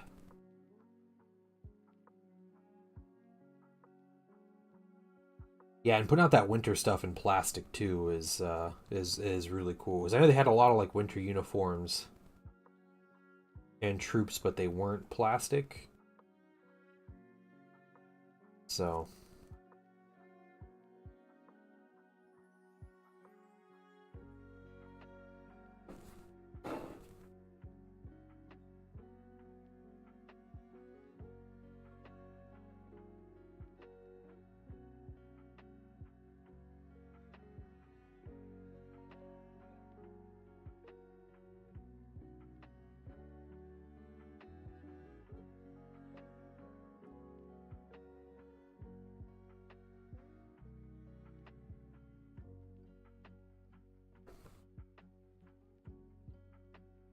okay, the German pairs are the only ones. All right. I follow Warlord games like occasionally. I get like they do like a weekly email and I'll read through that and check out things, but I'm not like a huge Warlord games fanboy to where like I'm following a lot of their stuff. So I'm sure I miss releases.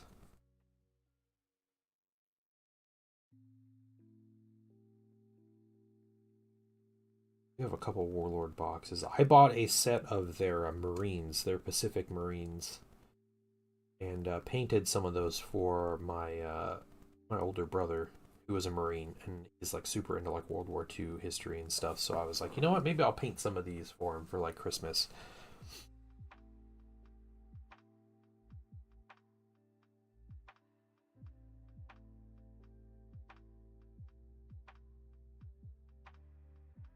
My other brother is was an Army Ranger, and he's not so into history. So I found modern U.S. Army Ranger minis, which were very difficult to find, and painted those up and sent a squad of those to him.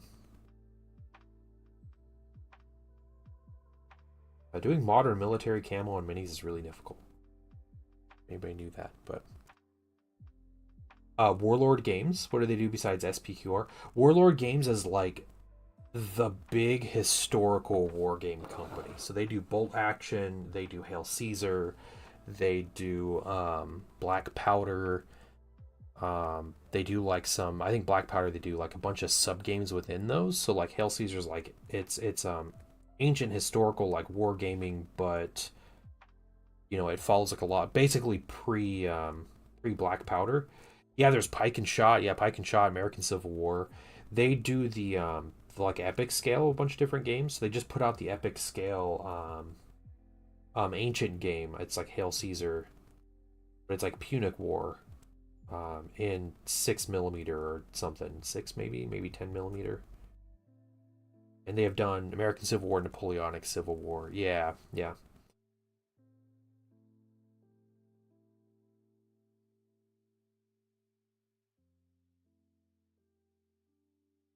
You have the epic Hail Caesar. Yeah, those look really cool.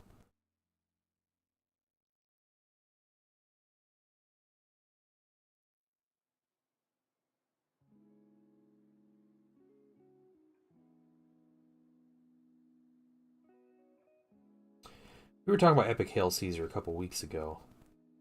Like I love the maze. They looked really expensive, and then when I go and read the boxes, it's like, oh, okay, you get 4 of everything. It's not just like 1 of each thing, so it's not so bad. Their pictures don't show everything you get, which makes it like misleading, but like not in favor of the company. It's weird. Okay, we gotta get some pouches if we have pouches here.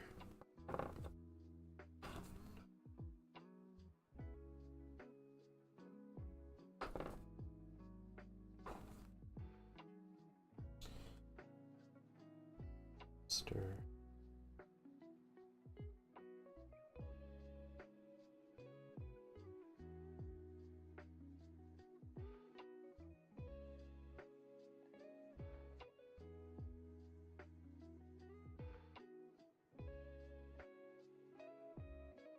Here's what the company does that, yeah. Modern camo, would you just do a lot of stippling?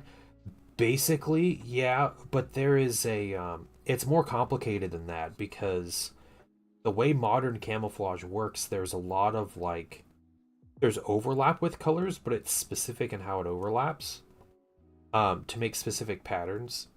So like I was doing stippling when I was painting it, but it was like I have to do this color first, and then I have to do this color, then I have to go back to this first color, so this overlaps some, but then I go to this color, and like when you're dealing with such a small scale and trying to get specific colors on minis like that, it kind of ends up just looking like a jumbled mess.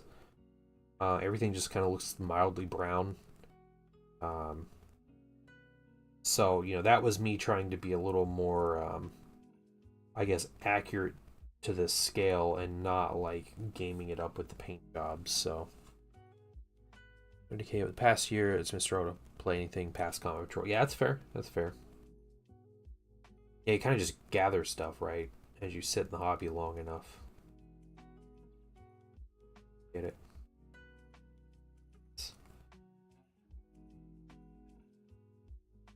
I also have to get their inner joints, which will get black as well. A lot more to this color than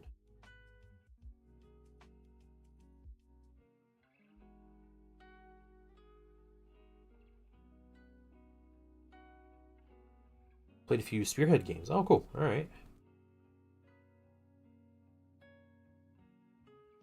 Yeah, it's Age of Sigmar. I don't particularly care to try Age of Sigmar.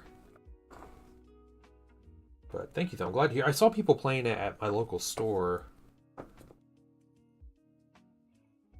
this past weekend. People who I normally know as 40K players, so it was cool to see them playing and enjoying something different. It's about all I can handle for AOS. That's fair.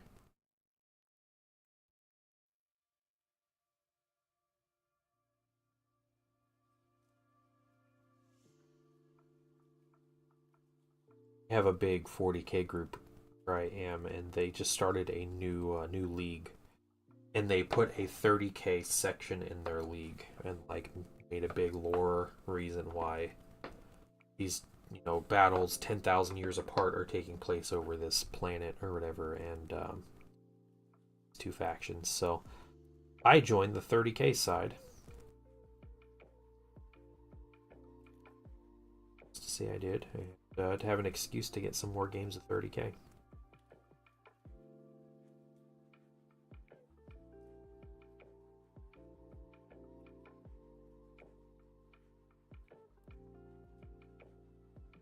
Is that for the new Zone Mortalis stuff in 30K? What stuff in particular for 30K? Do they have something specific coming out for Zone Mortalis? Or are you just talking about like with the new book or what? I have played Zone Mortalis with the, I think the Cathonia rules, the Siege of Cathonia book, and they're really good. In my opinion, Zone Mortalis is super boring to watch. So like if you're watching a battle report, Zone Mortalis is my least favorite battle reports to watch for 30K. But as far as playing, I think it's just as fun as a normal game. Oh, they're supposed to have updated rules. Oh, that's cool. I didn't know that. Nice. Maybe in the Martian book? Is that already... Okay. Heard good things about Spearhead. Nice. I don't know if that Martian book is out yet.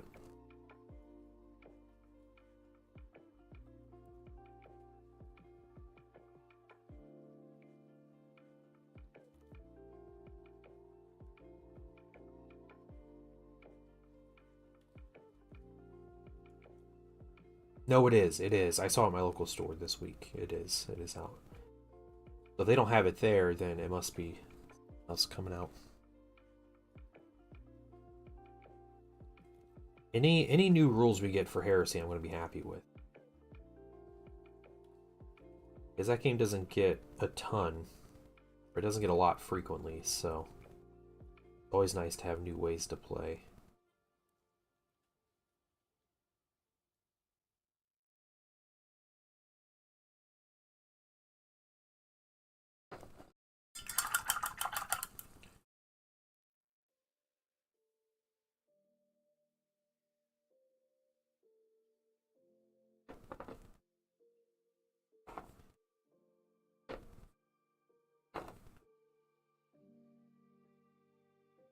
So many bots today. Really, really. Is my Siri bot like handling them or something? Is it like showing them to you? Because I'm not seeing the bots pop up. But I'm also in Restream. Maybe they're just getting them. Yeah, the new melee kit looks great. Yeah, the new melee weapon kit. Siri bot sniping them. Nice. All right, good job, Siri bot.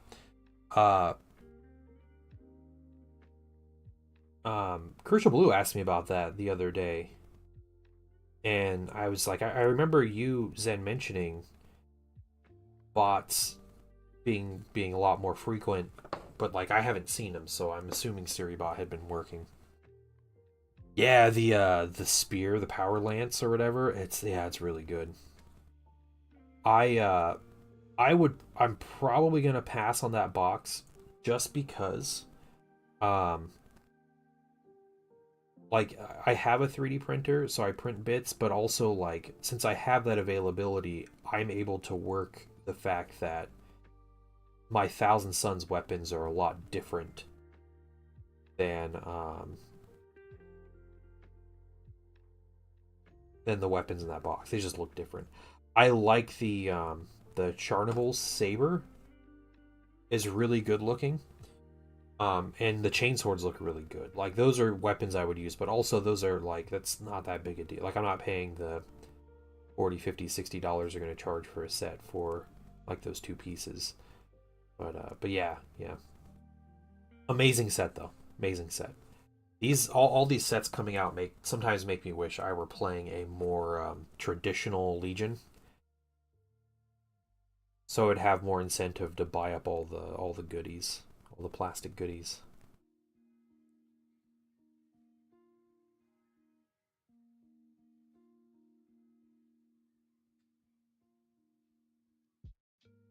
What am I talking about? I have a militia army to print, so...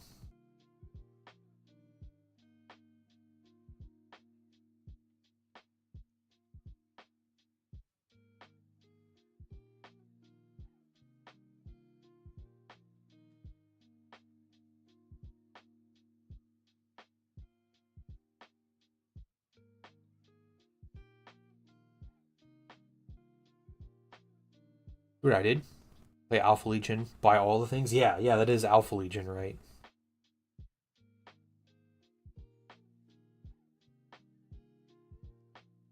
More display cabinets. Yeah. Just the militia are gonna need quite a bit more. I agree. When the painting wife finds out what I've been printing and what I'm about to start painting, she's gonna get really upset.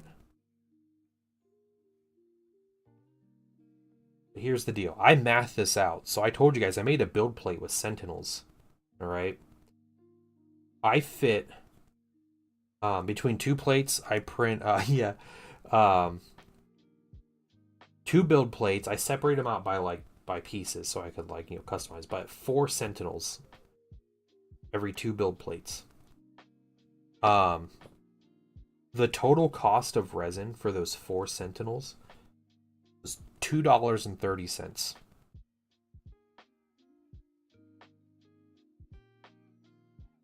For those 2 build plates worth of resin. So that's like not even 60 cents per Sentinel. That's crazy. Okay, we got those. Now we need to go through. I need to put a little more black on the palette, and we have to get all the inner joints. Yeah. Like, painting wife, I need, I have these minis that are painted that need to go on the display shelf.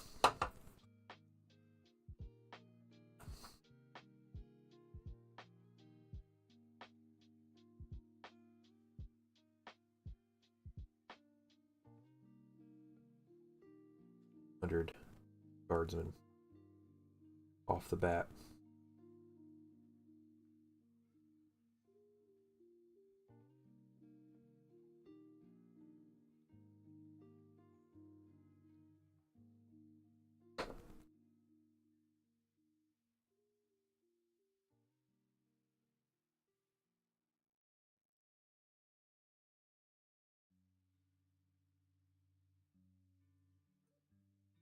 Yeah, that was really crazy, just how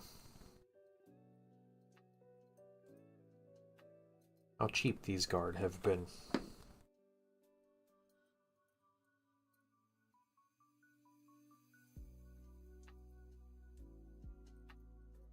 don't know how many militia I'll end up using. Or how many sentinels I'll end up using. But just having them that cheap.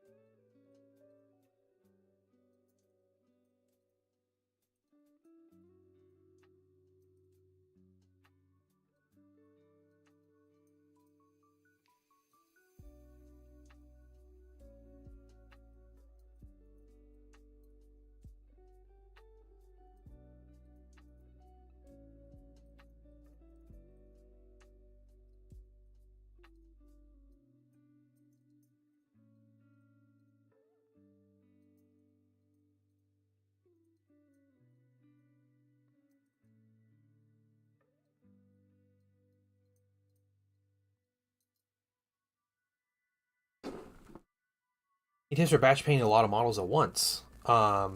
Yes, dense tater tot. I do lots of batch painting. I think the biggest. Okay, couple big things. All right, we can talk about a couple things with batch painting. First of all, find manageable goals. Like as far as like motivation goes, try to tell yourself, I'm gonna sit down for this long, or I'm gonna paint one color. And you sit down, and you paint the color on the whole bunch of them. It might take an hour, might take you two, but you get it done, and like, cool. You don't have to paint that color anymore. Another thing to do is to break down your painting into little steps, even when you're using like a single color. If that color is going to take you 15 minutes per mini, like break it down into like little like 5-minute stages of like very specific parts that you're painting. Because yeah, I do a lot of batch painting, and every single time I forget parts on some mini, and I end up having to go back at the end and do all kinds of weird things doing corrections on the mini. But the best way to avoid that is to break it down to small steps. Like I painted all the chain swords black, all the casings. I painted all the bolt pistol casings. I painted all the holsters and packs on the belts. And now I'm painting all the inner joint areas. All of that was black, and there was 4 separate steps I used. And it's how I prevent myself from like forgetting.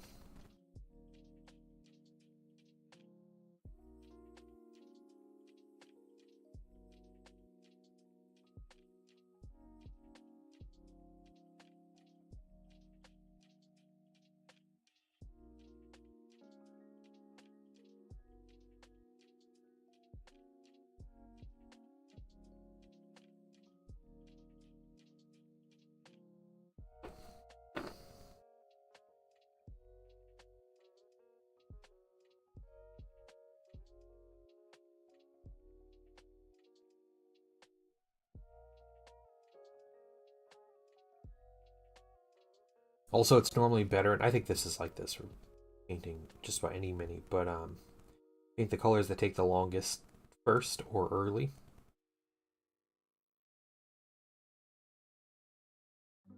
Kind of plan out how you're painting the mini, or the group of minis, because you don't want to paint a color and then realize you have to put paint underneath that color somewhere else. Yeah, you're making progress. Yeah. Set the little goals for yourself. Just say one color, and you get that color done. You take a look, and if you feel like you can start another color, do it. But yeah, that's the best you can do. Also, try to avoid mixing paints. Try to find colors, the straight up colors that you need. That way, if you stop halfway through or you have to correct a color later or something, you don't have to worry about making that same color again. You are going to make mixed colors, be very methodical and measure out what you're doing. Any painting is good painting. That's right. Yep. That is exactly right.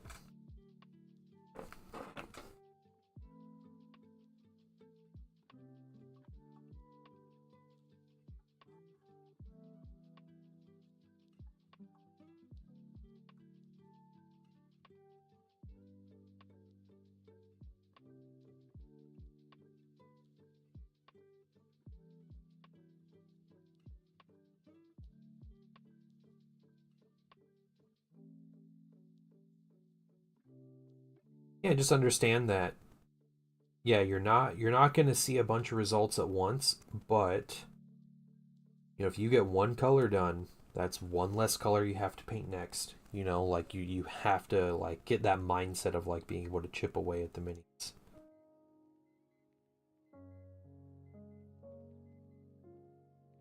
I'm going to show you guys some batch paintings soon. We're going to do some serious batch painting.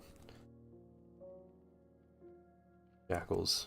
Too hard, but doesn't require. Yeah, that's good, man. Jackals. You're talking about like the World Eaters minis, right? World Eaters, cultists. Those weren't horrible. I've painted 20 of those or so.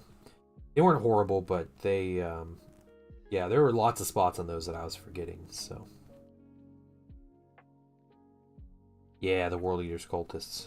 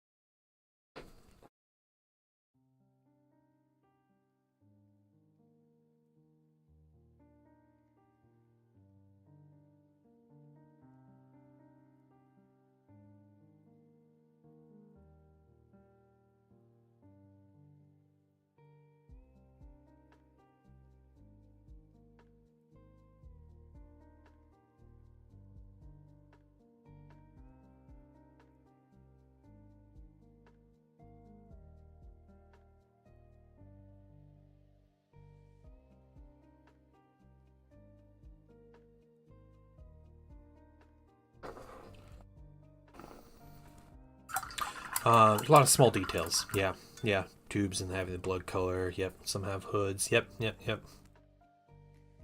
Be more of a one model at a time guy.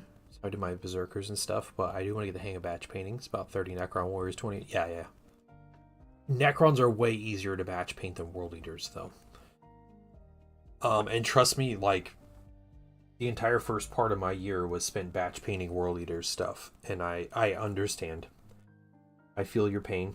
Um, I think what's not a bad idea in my opinion, and I've done this with minis before. Um, you batch paint until you can't handle it anymore, and then you just finish out the details on each mini as they are.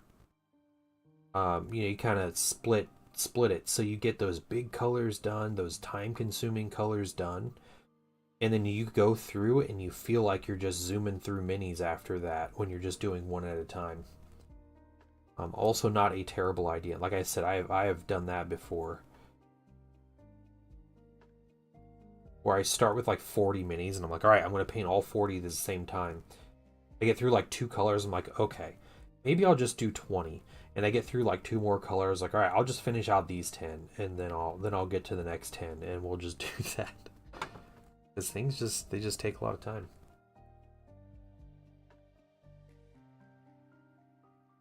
Yeah.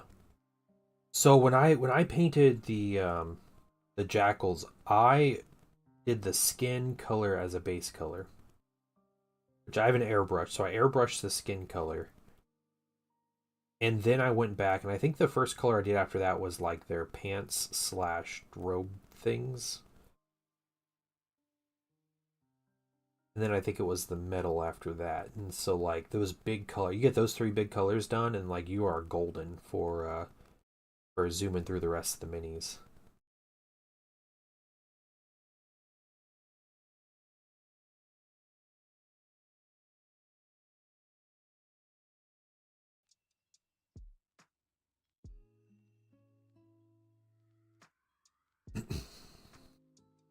Ultramarine have gold or bronze? So it's supposed to be gold. Depending on the artwork and the Space Marine like paint job that you see, it'll be different shades of gold. Sometimes it's a lot more bronze, sometimes it's a lot more silvery, sometimes it's a very rich gold. But I do think it is gold.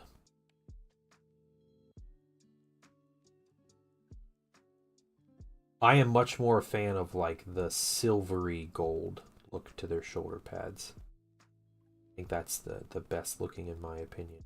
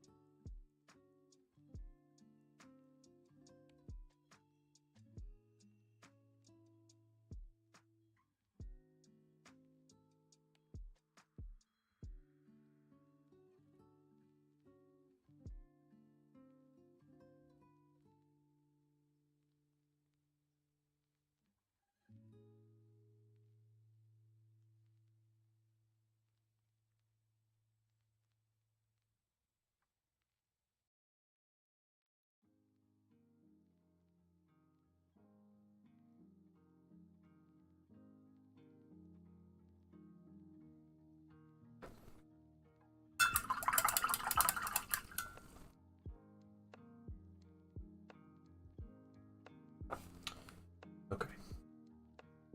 4 more of these minis with this color.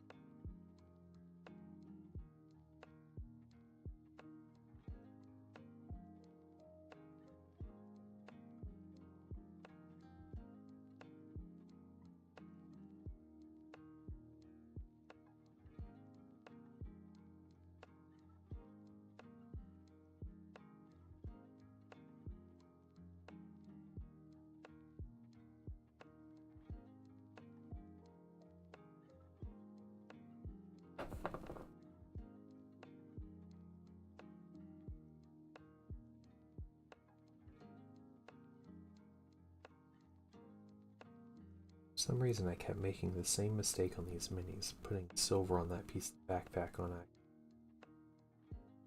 I was doing that, but 5 or 6 of them that have that exact same mistake.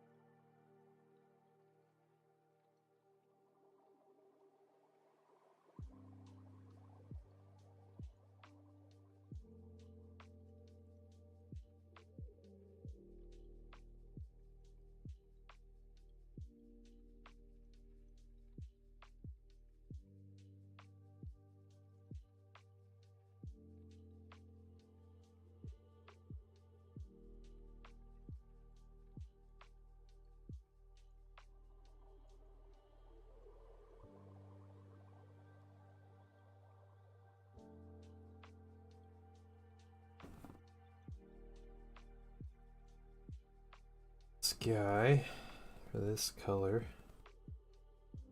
me try to correct this spear before I finish these guys all together. I believe every day's a good day when you paint. I believe it'll bring a lot of good thoughts to your heart. Hey, Stibio. What is up, Stibio Primaris? Thank you so much for the raid. Welcome, guys. How you guys doing? Any mods that can get a shout out to Stibio here? How are you doing? How's your day?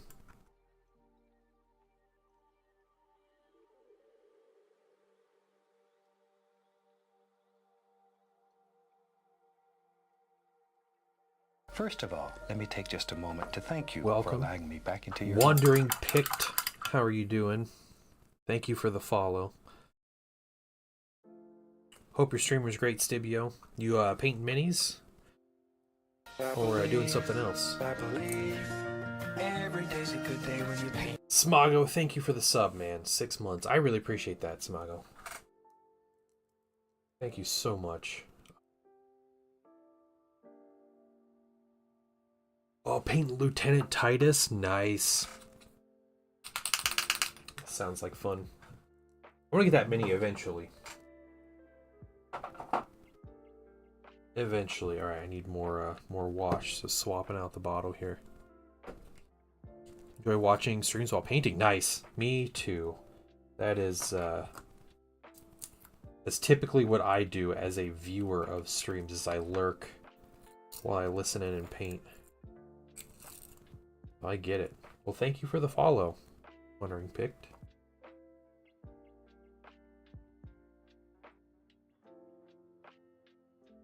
Go. Just get the last elements of that bottle out there. Cool. And then we'll put the old flip top on there. Oh yeah. And I got the other agitator in there too. Good. Good. Alright. Another bottle of paint down. I think it's about every week or so I finish off a bottle of paint.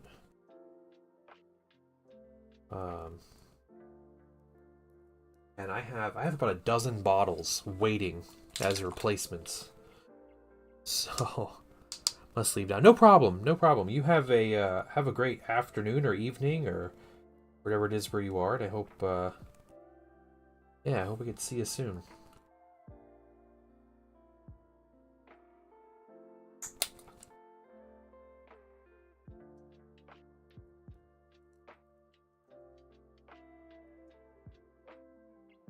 All right. Oh, excuse me.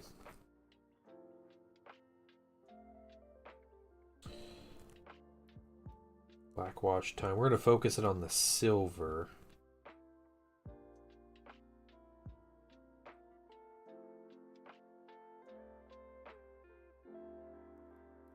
Black. By default, because I'm hanging around the silver a lot of the times, so...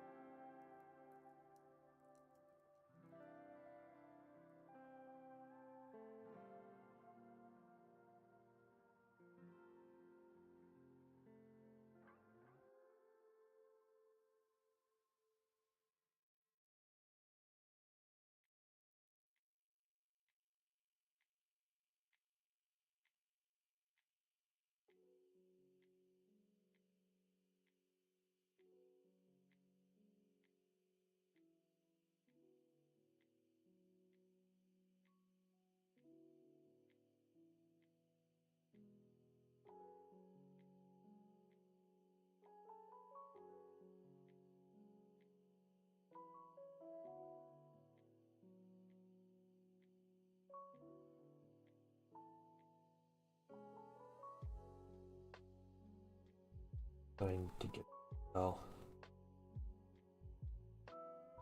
like a big glaring opening here, but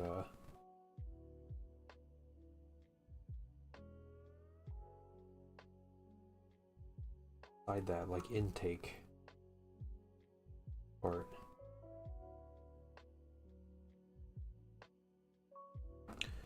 Hey, Synced, how you doing?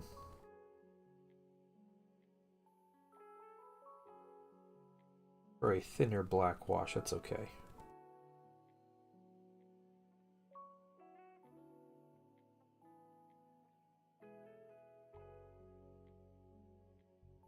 Goats. Alright. Backwash done on one guy. Next one. The jetpack. Yes! Yes. This is, these are Emperor's Children for Horus Heresy.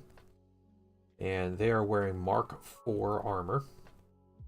And these are Assault Marines. So that's a Mark IV, a Warhawk jetpack, or jump pack.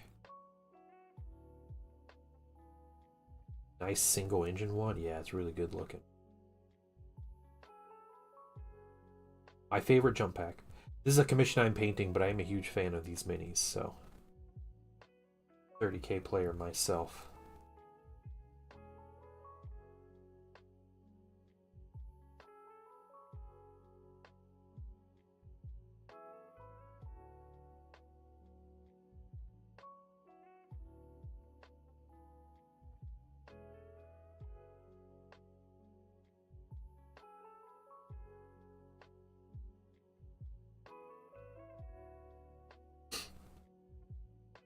Yeah, that's what it is. How you doing, Sync? Do you play 40k?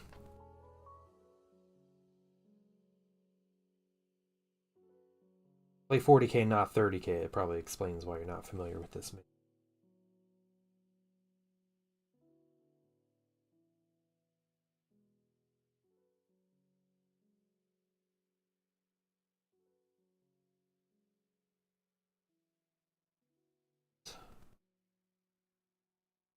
This base paint holder here, mini holder.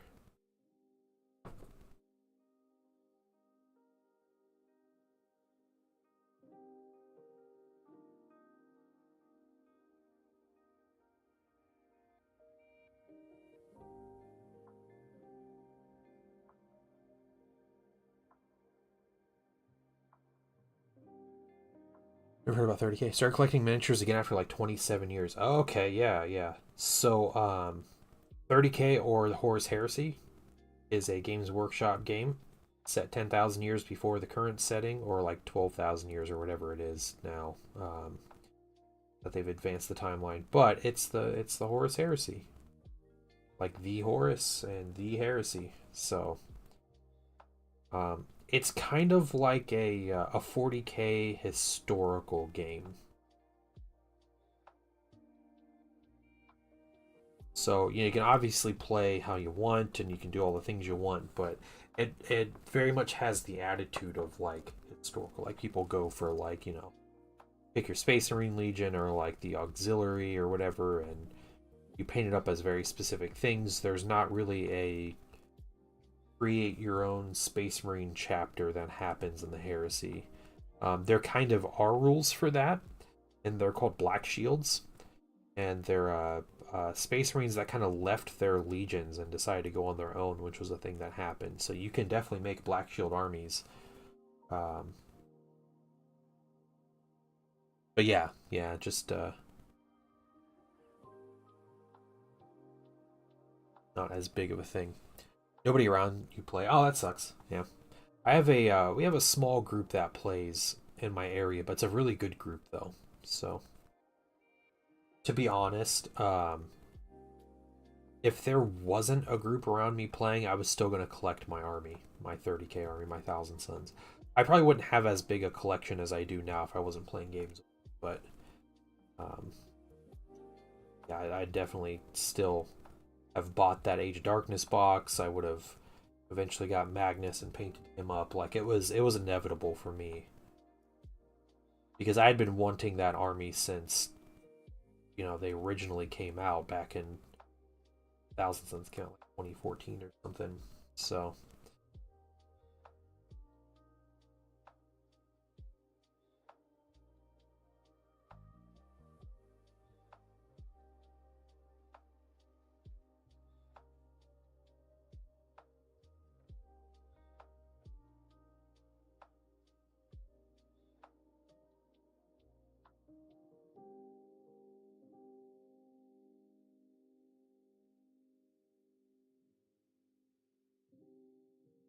yeah, I just wanted something that was like, you know, Thousand Sons, and it was like mine.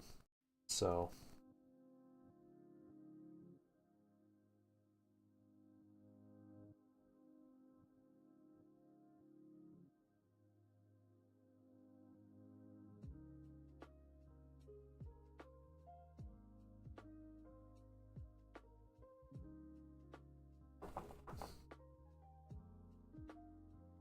Is that when Chaos Space Marines were born? Yeah, it's kind of like the start of like Chaos. Yeah, Chaos kind of got in the middle of things, convinced a Primarch named Horus that he should be the one in charge, and so he ended up rebelling and took half the Space Marine legions with him. And he just called me asking where I put a new circuit in. So yeah, I no longer work there. He would not take no as an answer. That's funny.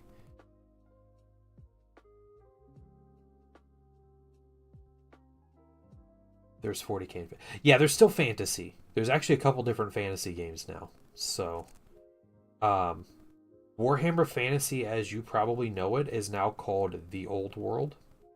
It is not just Warhammer Fantasy, but there's also Age of Sigmar. I'm a huge fan of The Old World because I'm also like an old school Warhammer player who kind of grew up playing Warhammer Fantasy and Middle Earth and all that stuff. So, I like the games that remind me of my earlier days in the hobby.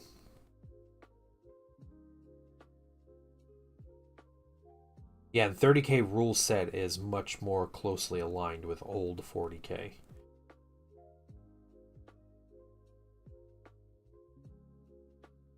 Rule set. So painted doors. Nice, Merlin. Nice. And that, fantasy RV. Yeah, I have vampire accounts to paint. Have to finish those Blood Knights. I have just a couple more colors to do on them. Much be done, but distracted with other projects and or work and or video games, so. I was playing a little bit of Manor Lords this past week. That game is fun. That game is so bare bones. The development is so slow on it that it's kind of painful when it's like, you develop your towns, you have all these development points, but you can't really use them.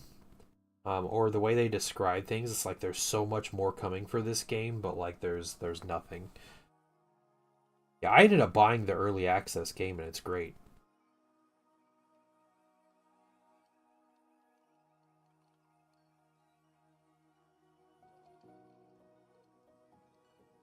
Yeah, it is the passion project of one guy, yeah. But when he made $20 million off this game selling, I would hope that he would hire some other devs to work with him,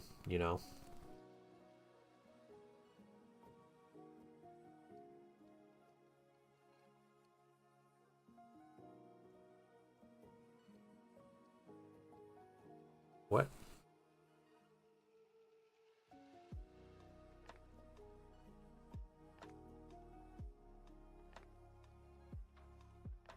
Good devs without jobs are hard to find. That's fair.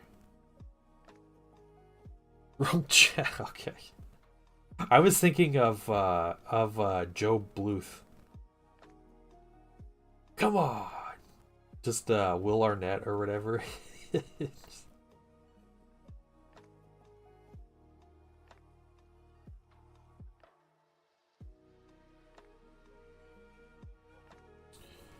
Takes time. Yeah.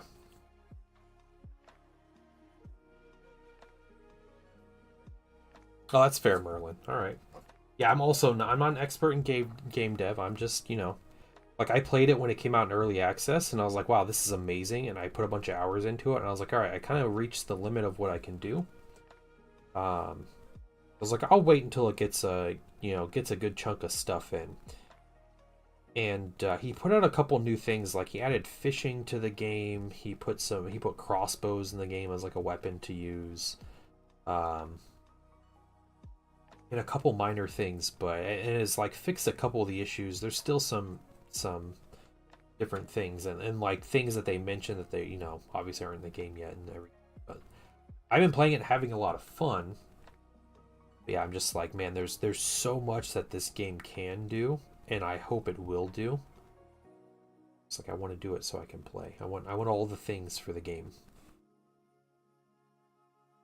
The environment artist and a software. Okay, yeah. So you guys probably haven't. Guys, go work for what are they called? Slavic Magic. Go get a job there and develop Manor Lords. So I can play a more complete game quicker.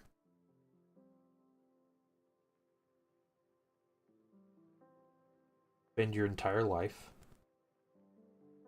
just so I can have more of a video game to play.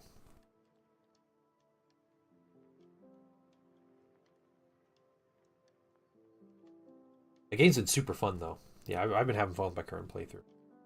More than full-time busy. Yeah, that's fair.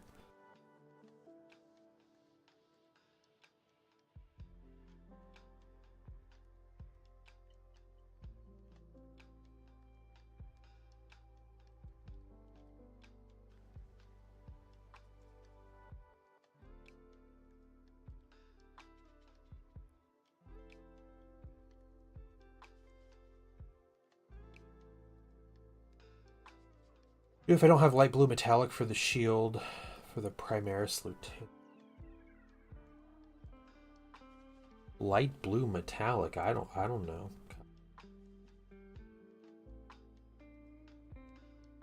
What light blue metallic you talking about? Is there like a specific one you're looking for or what?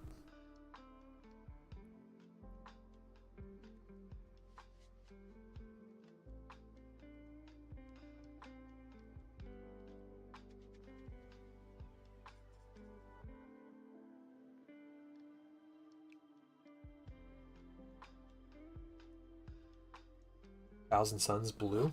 Is Thousand Suns blue metallic though?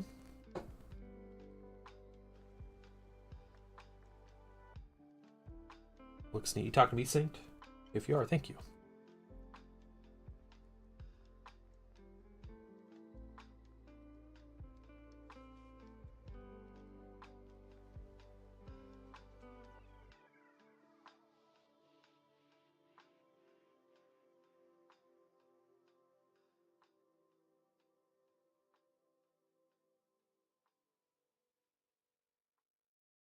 At least somewhat. I found out I'm trying to use it on something non-metal. Oh, weird. I had no idea that it was metallic.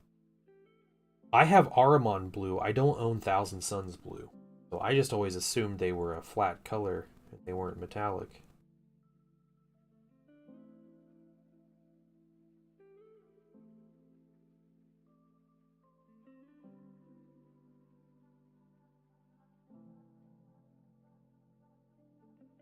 Siege Demon, so I left it. Okay. Alright. Hmm.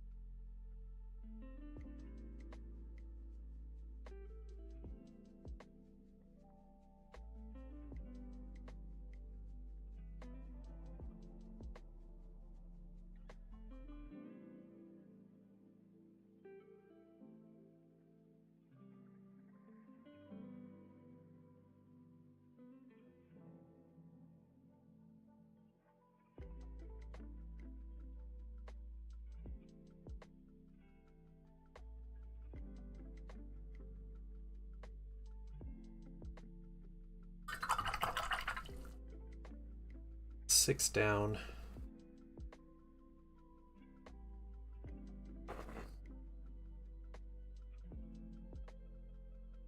Working through these washes. A lot easier if we just wash over the whole mini, but I'm not going to do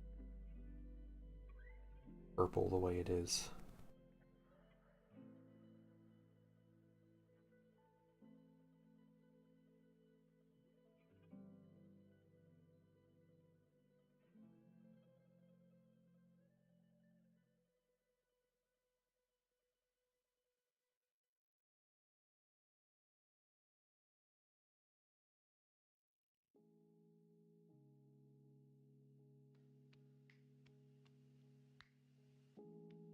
Well, I'm excited. I do have Vashtor to paint soon, so maybe not soon. I'm going to paint Vashtor eventually.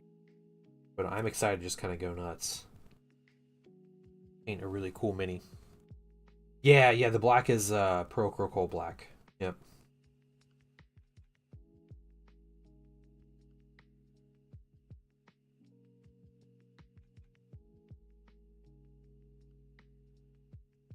Yeah, I'm really excited about it.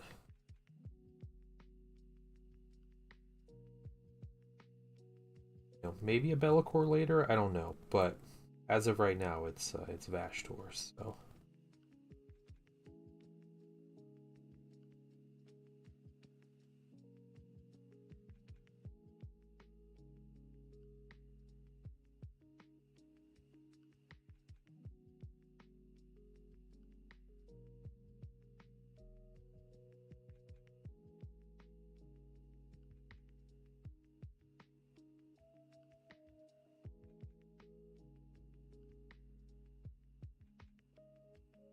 Vashtor doesn't do it for you. Okay, yeah, that's fair. Definitely has a unique look, so I get it.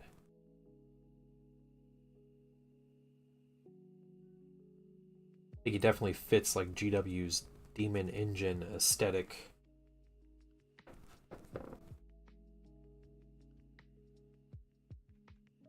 New PC. I collected 12 hours on this build. Oh no. Why does she have a little modular case? Is that just like a personal preference thing or what? Kairos, yeah. Oh, that's fair wondering pick. Kairos, man, I painted Kairos a couple years ago and it was amazing. Absolute blast to paint Kairos.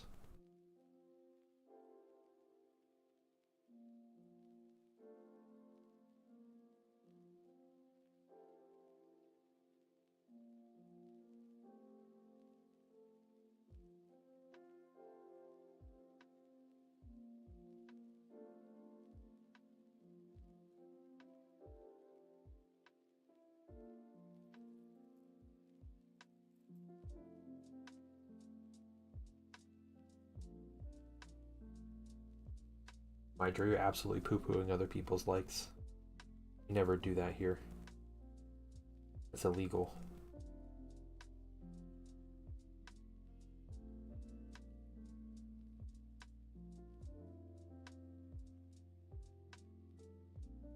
Keeping cool looking. Oh, okay, okay. Oh, that sucks.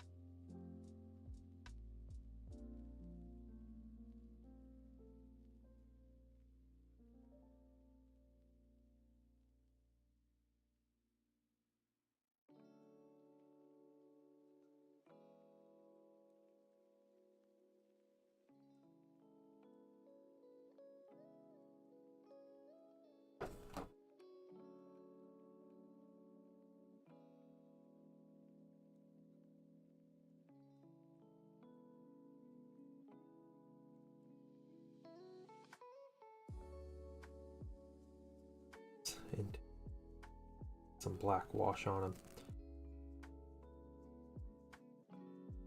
Never gonna be able to fit silver paint. So cheat a little bit. Got these up. Alright, there's 7 of them. 3 sets total to paint after 2 years. Hey, that's alright. Was done with the first. I got back into it again. All right, nice odds. Hey, you work at whatever pace you need to. So, she's got 4 and each has their own problem. Oh, that's annoying. Huh.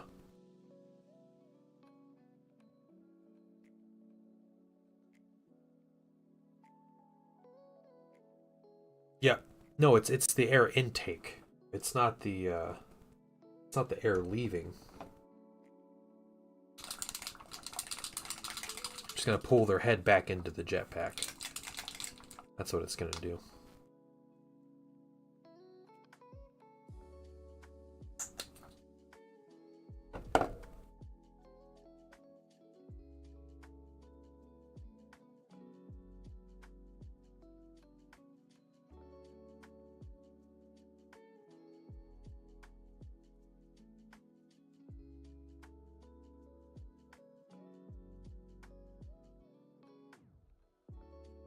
First set is Chaos Warriors from Warhammer Fantasy. Nice. So are you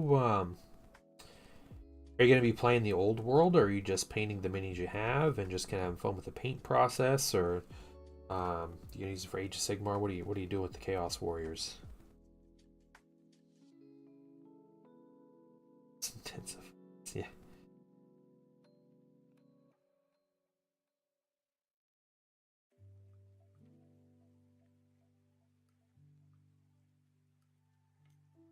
I thought the AdMech stuff in Space Marine was great.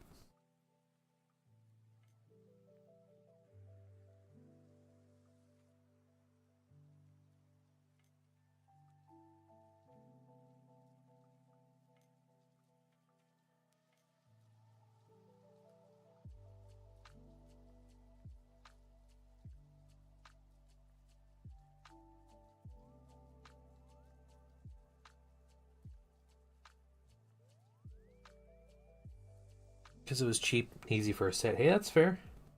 Chaos Warrior minis are great.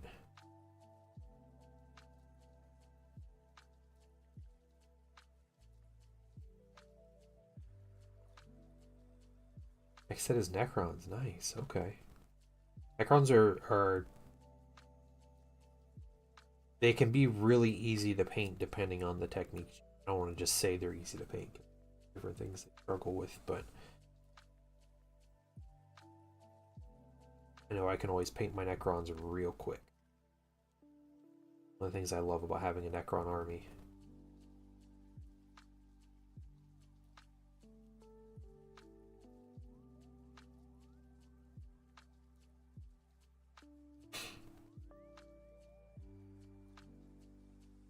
Orc flesh contrast, yeah, okay.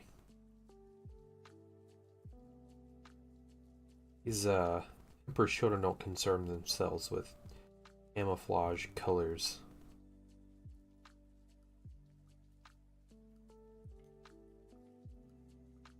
They paint their grenades whatever color best accessorizes with the rest of their armor, and silver happens to be that color.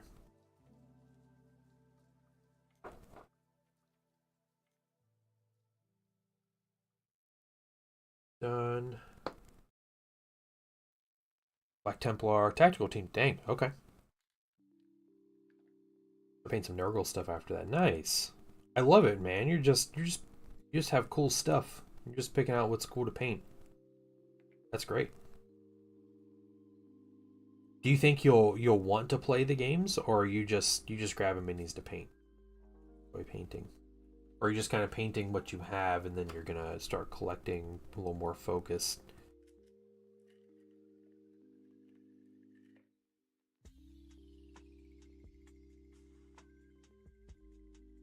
Shining contribution, the orc flesh grenades.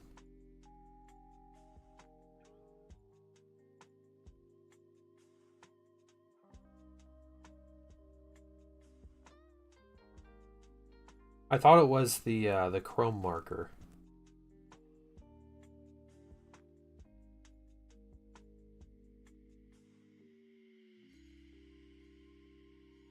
Gonna nice. All right, very cool.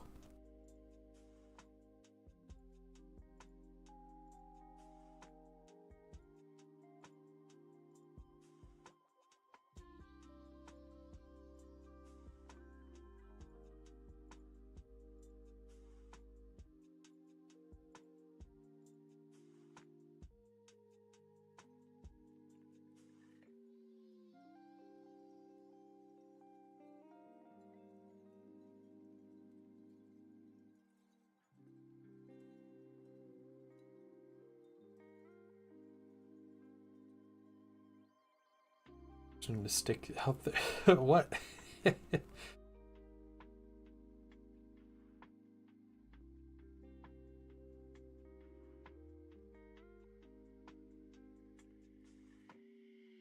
Zen, I'm pretty sure what you're saying is heresy.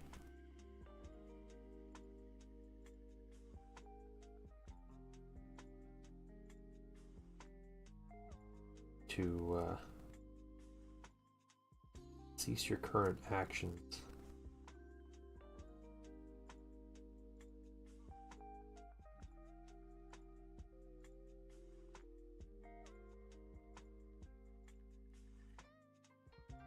He has fallen off his wall, that's true. Yep.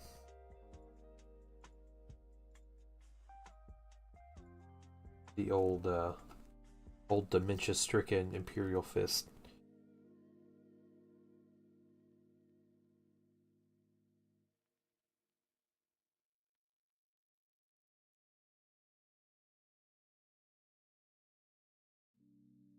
All right, halfway done. Guys, I'm going to take a quick break. I'll be back in just a couple minutes. And we're going to continue on putting washes on these Thousand Sons, Emperor's Children, and see if I can't get back. I will answer some questions in a couple minutes though.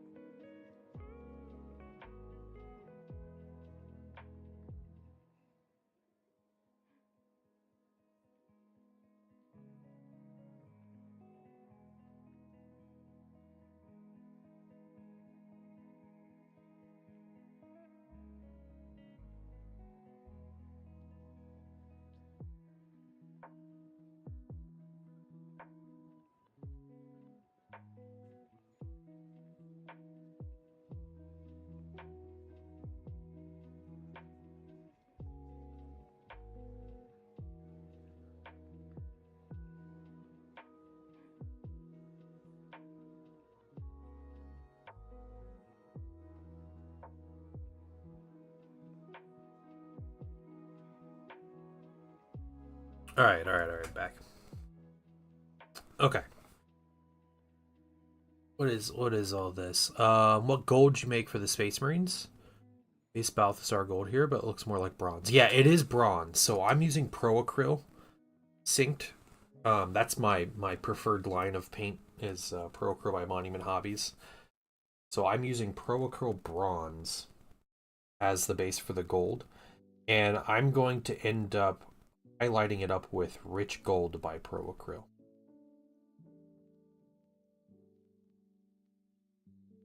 The color used to be 10 bits. I don't remember what the color is. The GW equivalent is anymore. But yeah, any kind of, it's like a dark bronzy color.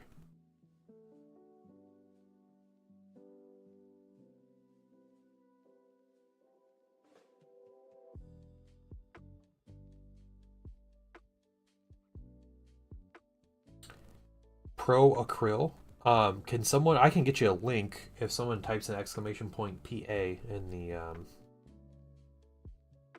chat. I am an affiliate with Pro Acryl, but I have been obsessed with their paints way longer than I was ever an affiliate with them. So, yeah, it's the link right there. Okay, yeah, Zen was quicker to the draw, but yeah, it's my Monument Hobbies, best paint line out there in my humble opinion of a professional miniature painter.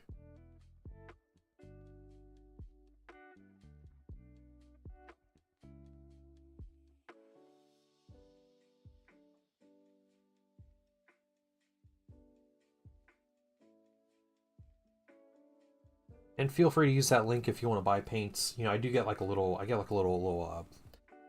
like 5% commission out of whatever people buy from that, which is like I'm not making a living, guys, on endorsing Monument Hobbies paints. It's like a nice thing. Urgent to talk about them, but if you have a local store, they actually list, I think, all the local stores that sell their products. If you have a local store near you, go to your local store and buy your Monument Hobbies paints.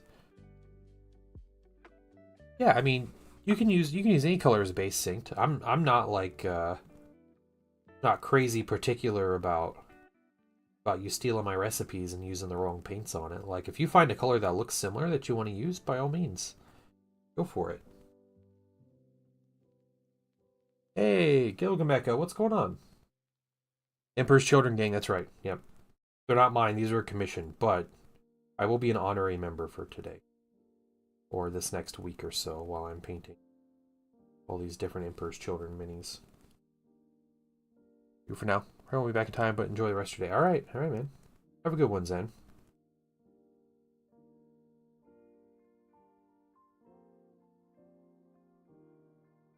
Let's see. That's it on him. Let's get the next one. Looking great. Yes, for plenty of Phoenix Terminators. So, I have these 20 Assault Marines. I have 10 Palatine Blades, a Tartarus Praetor, and some Command Minis. The Forge World Command Squads, like the Banner guy, and there's like another guy that's with them. Those are all the minis I have to paint for this part of the commission, at least. I've already painted a Rhino for this gentleman. That looked really good. I was really happy painting the Rhino. I don't know what else he has, or if he wants to send me more stuff after this. This is the second time I've painted Emperor's Children minis for him, so hopefully he's happy and wants to continue on. Because I really like these minis, and I like this color scheme. Would not mind painting more. Especially the Emperor's Children special units look incredible, too. So... personally, I'm a Thousand Suns fan. I have a good 8,000 points of painted Thousand Suns, and it's not enough. I need more. I think another 10,000 points or so, and I might be content with what I have for my Thousand Suns. But that's how the legions work, right? There's so many things that you can have. That's right, Magnus did nothing wrong. It's the Emperor's fault. The Emperor's terrible. Emperor, a terrible dad.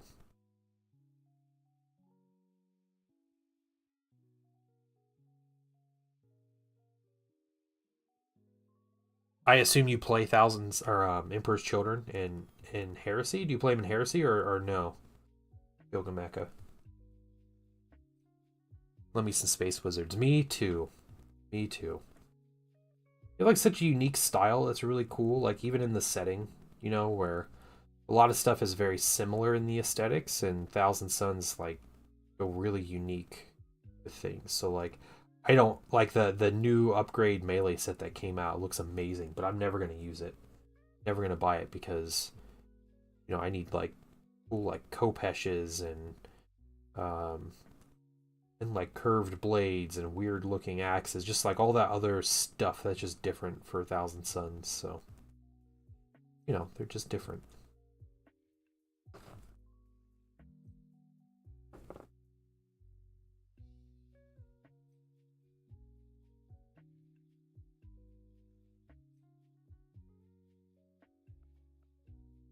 He did 3K points for me. Just about all Horse Heresy, but have some Cacophony. It'll work whenever you get their code. Nice, yeah. Those Cacophony minis are crazy. Fun to paint sometime. I am hoping for a, sooner rather than later, a Magnus Transfigured or Magnus Ascended or whatever, like a Demon Primarch Magnus, and a nice supplement with a couple new Thousand Suns units. Eventually, I have a lot of goals for my army, but eventually, I want to get some demons that I can summon in, and get like a nice Diabolus, or no, it's an Esoterus. It's like a demon summoning wizard, basically. I think would be really cool to have and very on point for like later Thousand Suns. So yeah, I'd like to do that eventually. Patricia Benjamin. Yeah, Emperor's Children. Yeah, nice, nice. Got you into 40k Emperor's Children in, huh? These are 30k Emperor's Children, but very nice nonetheless. Still very cool. I got my own Fulgrim. Got a printer to avoid the Forge World tie. That's fair, yeah. I have a printer as well. I print a lot. Yeah, my most recent like Thousand Suns print, I found some really nice, there's a couple really good creators for Heresy, and there's one that made some Kinatai blades, which are like the specialist power armor melee unit for Thousand Suns. They each have 2 force swords. That's what they carry around. So I printed a squad of those, and I'll paint those eventually. But it's pretty crazy. I have 8,000 points of Thousand Suns all done and ready, and I don't have any Kinatai blades, which are like a very classic unit. Thousand Suns. But finally getting to it.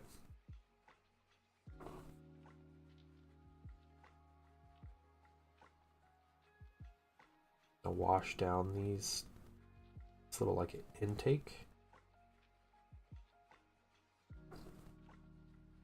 Never enough. Yeah, exactly. Exactly. Yeah, my Thousand Suns breed like rabbits. They do.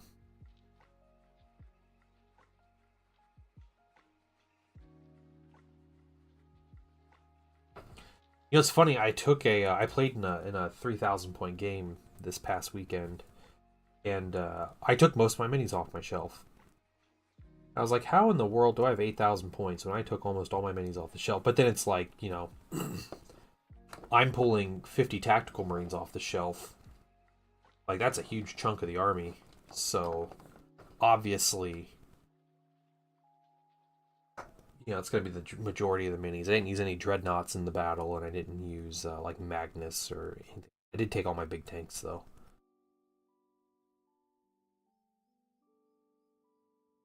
Need more Charybdis drop claws? Yeah, Charybdis. Yeah. I have an STL for one of those, but I am so terrified to print that thing. That model is just insane. Excuse me. Just a ridiculous model. I don't have any drop pods. Thousand Suns are more the Avengers Endgame opening the portals from all around, just walking through them. That's their kind of deep strike. Brush down, just say two things. One, word bears are the best. Oh, please. Please. If they make Magnus transfigured, I want it based on the epic Magnus. Oh god, no. No, that mini is awful. I mean, I don't mind like a cool big Cyclops dude, but like...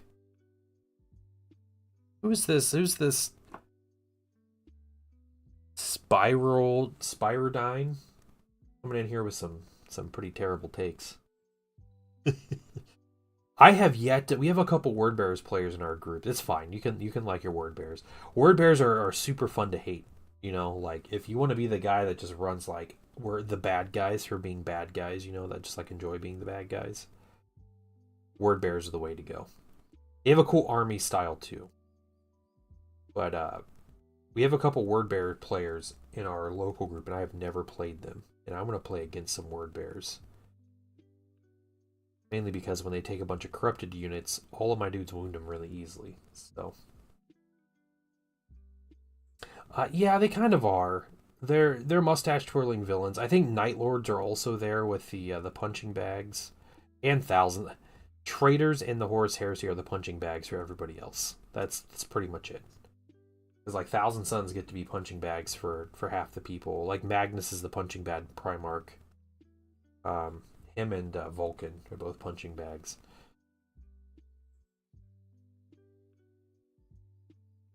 For their respective sides, but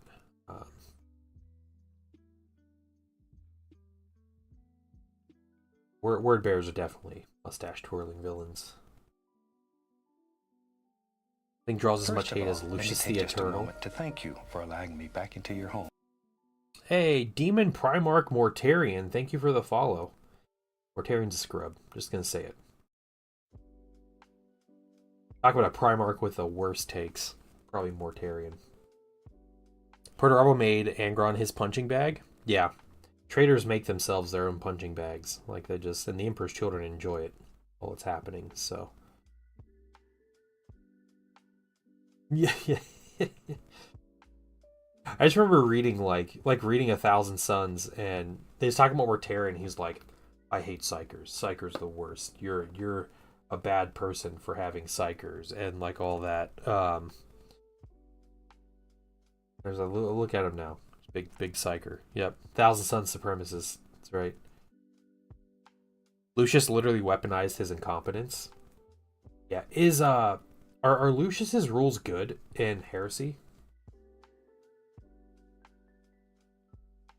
I know most characters don't have like a ton of like super unique things about him in Heresy just by the nature of the game, but I wonder if like Lucius is particularly good compared to other, you know, Centurions or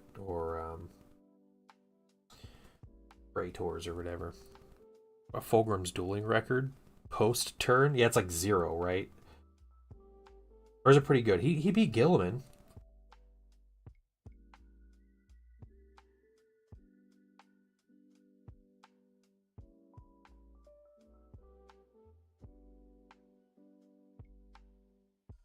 You know, here's my bit of honesty though.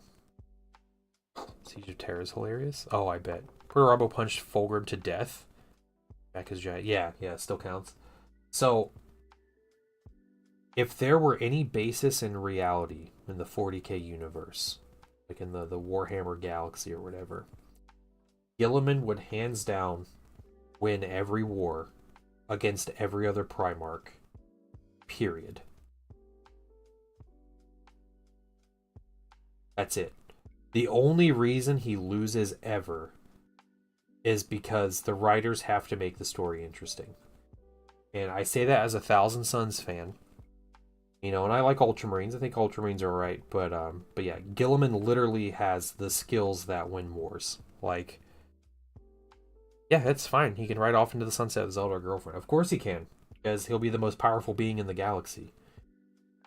But he absolutely would. He would win every single war he fought against every other legion. No contest.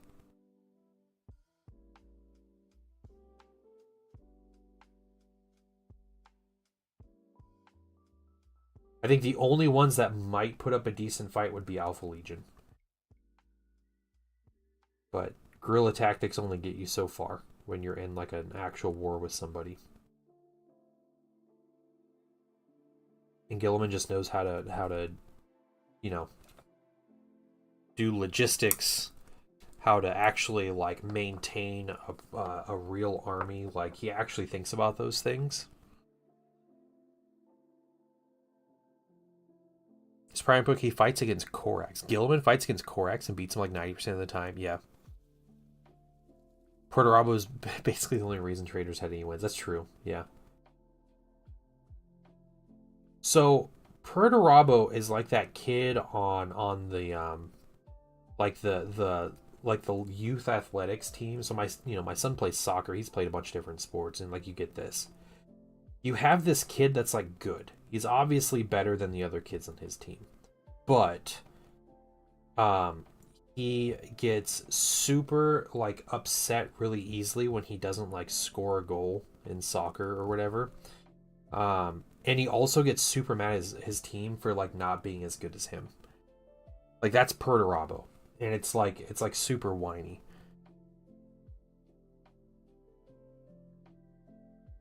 Yeah, Perturabo may have been probably the best trader at fighting Gilliman, but I don't think he would have beat Gilliman in a war. Like Gilliman is the one guy, and they talk about this. He's like the one guy that understands like how to actually support an army, like in an actual war, and that's why he would win. Because it doesn't matter if you can go conquer a world in a day, like whatever. There's a million worlds in the Empire, like in the Imperium. Like winning one battle, but even then, like, you know, Gilliman's smart enough to where I don't think he would fight battles that he didn't have to. So, I'll be bad mouthing my son Peter Turbo. I'll fight you in the soccer parking lot. Yeah. Says Horace, and then Horace proceeds to just like drive off without Perturabo. Angry Sheldon, yeah.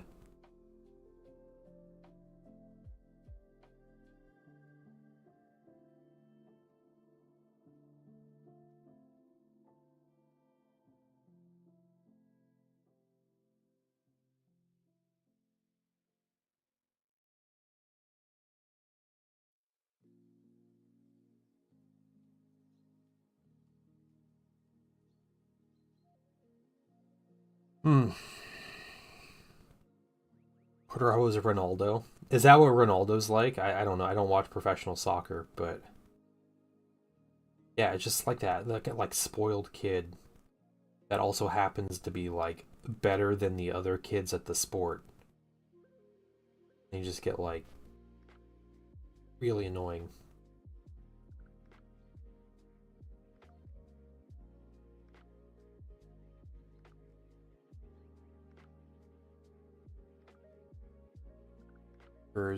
Were mostly hindrances, yeah.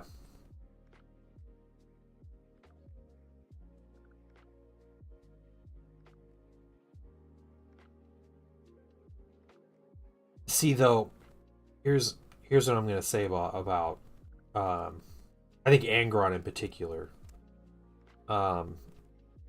You know, Perturabo was getting mad that Angron wasn't following orders or whatever. I'm the one that's in charge. He should be listening to me, and you know, getting all upset and everything. If it were Gilliman that were in charge of Angron, I bet he'd be able to figure out how to use him well. He probably wouldn't put him in charge of the Siege of Terra or Siege of the Palace or whatever. Put him somewhere useless, or not useless, but useful, but not depending on him, you know? He must have known what to do, yeah. Well, I think there's part of like, okay, if we step back from like Emperor making perfect decisions, because obviously he doesn't, I think it was very much the Emperor just liked Horus better than the others.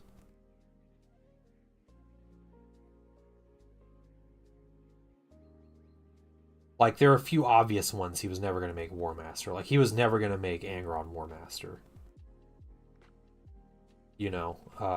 Or some other ones. Like the Khan. He's never going to make the Khan the War Master because nobody remembered who he was. I'm pretty sure the Emperor forgot about the con most of the time. But yeah, like, I think it came down to Horus being the favorite.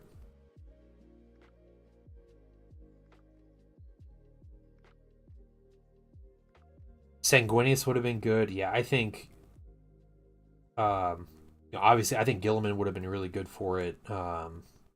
Yeah, again, Gilliman probably would have been the best one. He's just like the most like level-headed and like real-world intelligent one.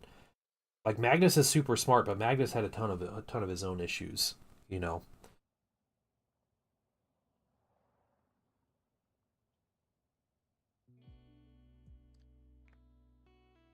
Magnus would have been doing stuff. He would have ran it like the Emperor did, where he would set a bunch of stuff in motion and then he would put someone else in charge while he went and like did experiments and stuff. That would have been Magnus.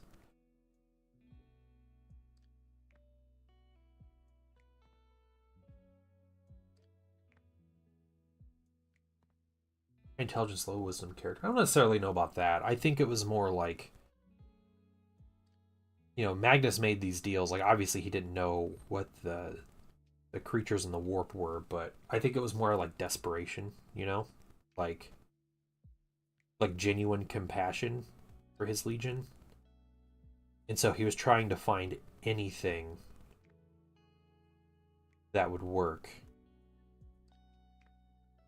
And then, kind of figured, a little bit of like, I'll put it off till later, like whatever consequences, or like I can handle it whenever those consequences come. Like, I will learn, I'll figure it out. Yeah, I'll be able to deal with it when everything hits the fan. And I think that was kind of how he dealt with that. Was like, I'll just put it off until later, or I'll this buys me time to figure out how to actually fix it.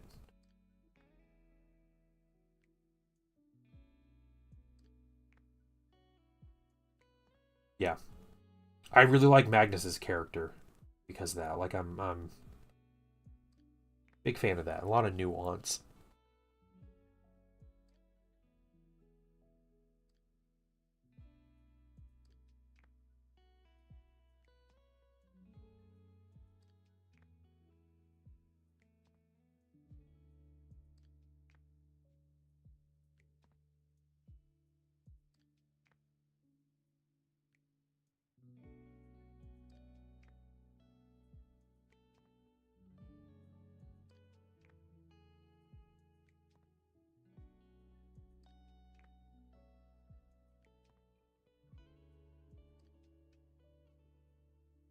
Oh, just a couple more on this wash.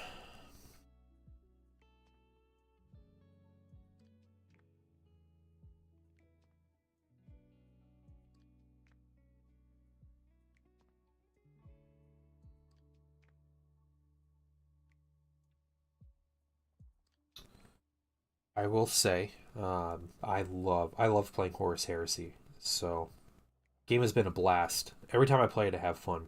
The one army I have the least amount of fun playing against is the Blood Angels Day of Revelation lists, but mainly because I've played against that list like 4 or 5 times, and it's never different. It's always the same thing, and I feel bad bringing like counterplay against the list. But I think next time I know I'm playing against that list, I'm just gonna bring like super hard counter.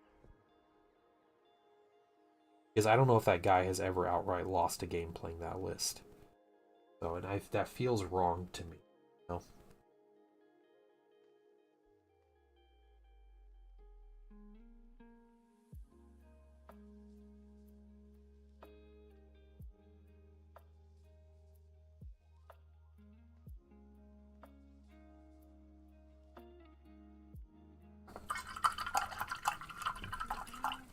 I can't just let people go undefeated. That sounds inappropriate. Okay. These guys.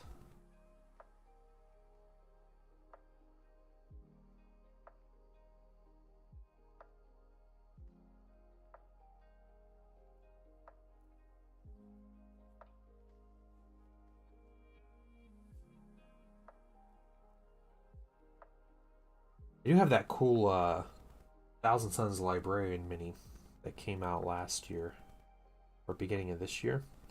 I have that mini, and I was thinking of like they call him a librarian, but everybody in Thousand Sons is librarian. So like you don't really field librarians in that army. I was thinking about using him as just any centurion, basically, because you know, just all wear robes and staves and do magic. So I think I could use him as a master of signals. It was like a helps you deep strike and hurt your enemy deep strike kind of guy.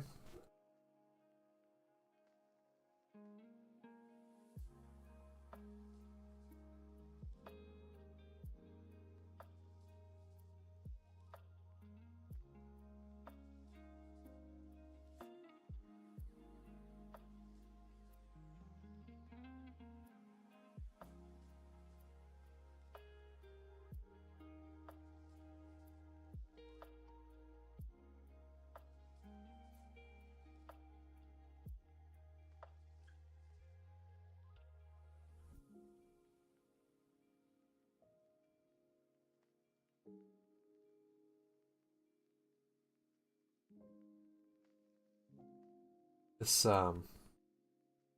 spear has a few little hiccups with it, so I need to go through and correct some things on it.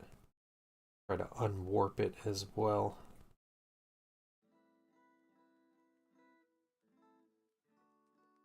Yeah, I think next week on stream I'm gonna be coming back and we're gonna be painting more Emperor's Children. We're just gonna continue on with the rest. I'll get the rest of these guys assembled. Finish these guys up this weekend, or I finish them up on stream. And we'll try to do all that. Up that whole commission next week.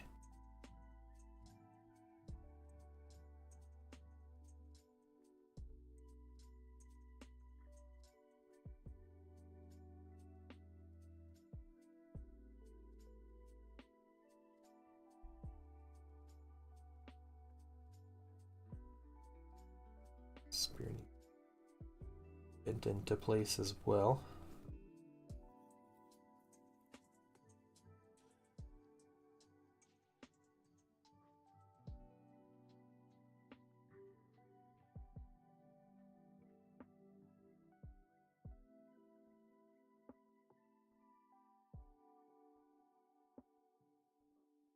Did I get his backpack? I did.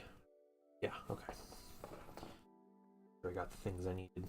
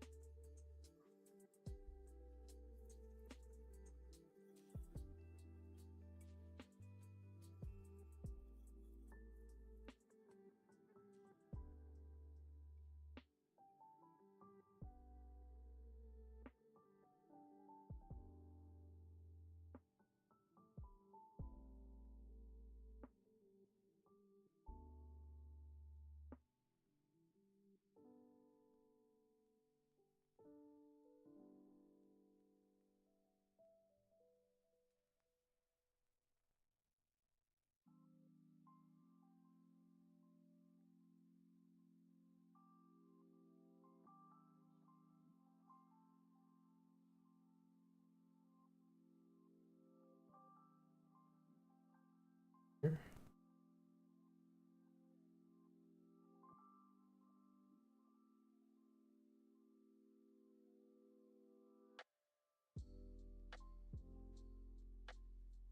Okay. Put these washes on. I think, guys, I'm going to end a little early, so I don't have to wait for these minis to dry and then start doing another highlight. I'm going to end a little early, and we're going to raid out to somebody. So we're going to find someone and go say hi. Unacceptable. No. Hydrol said I can't. Man, am I like, there's not many people on in the channel. Are people in the mini painting channel? I think they might be. But we have, who's this miniature tavern spray? He's painting 40k orcs. It sounds cool, I think. Or those are fantasy orcs. I don't know.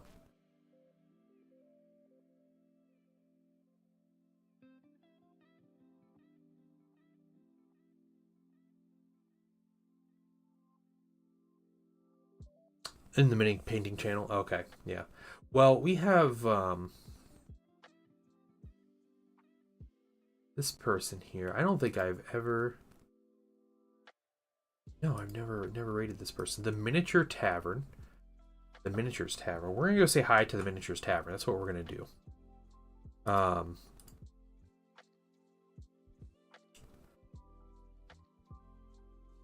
So what I'm gonna ask is that you guys say hi, be kind, you know, give them a follow, and yeah, and just, you know, be welcoming to the other Warhammer streamers. They got about 500 followers, so they know what's up. But we're gonna head out. YouTube viewers, thank you. Patricia Benjamin, thank you so much for coming to hang out. It is Orktober, isn't it? So someone painting orcs. So yeah, we're getting into it. But you guys have a wonderful day and a wonderful weekend.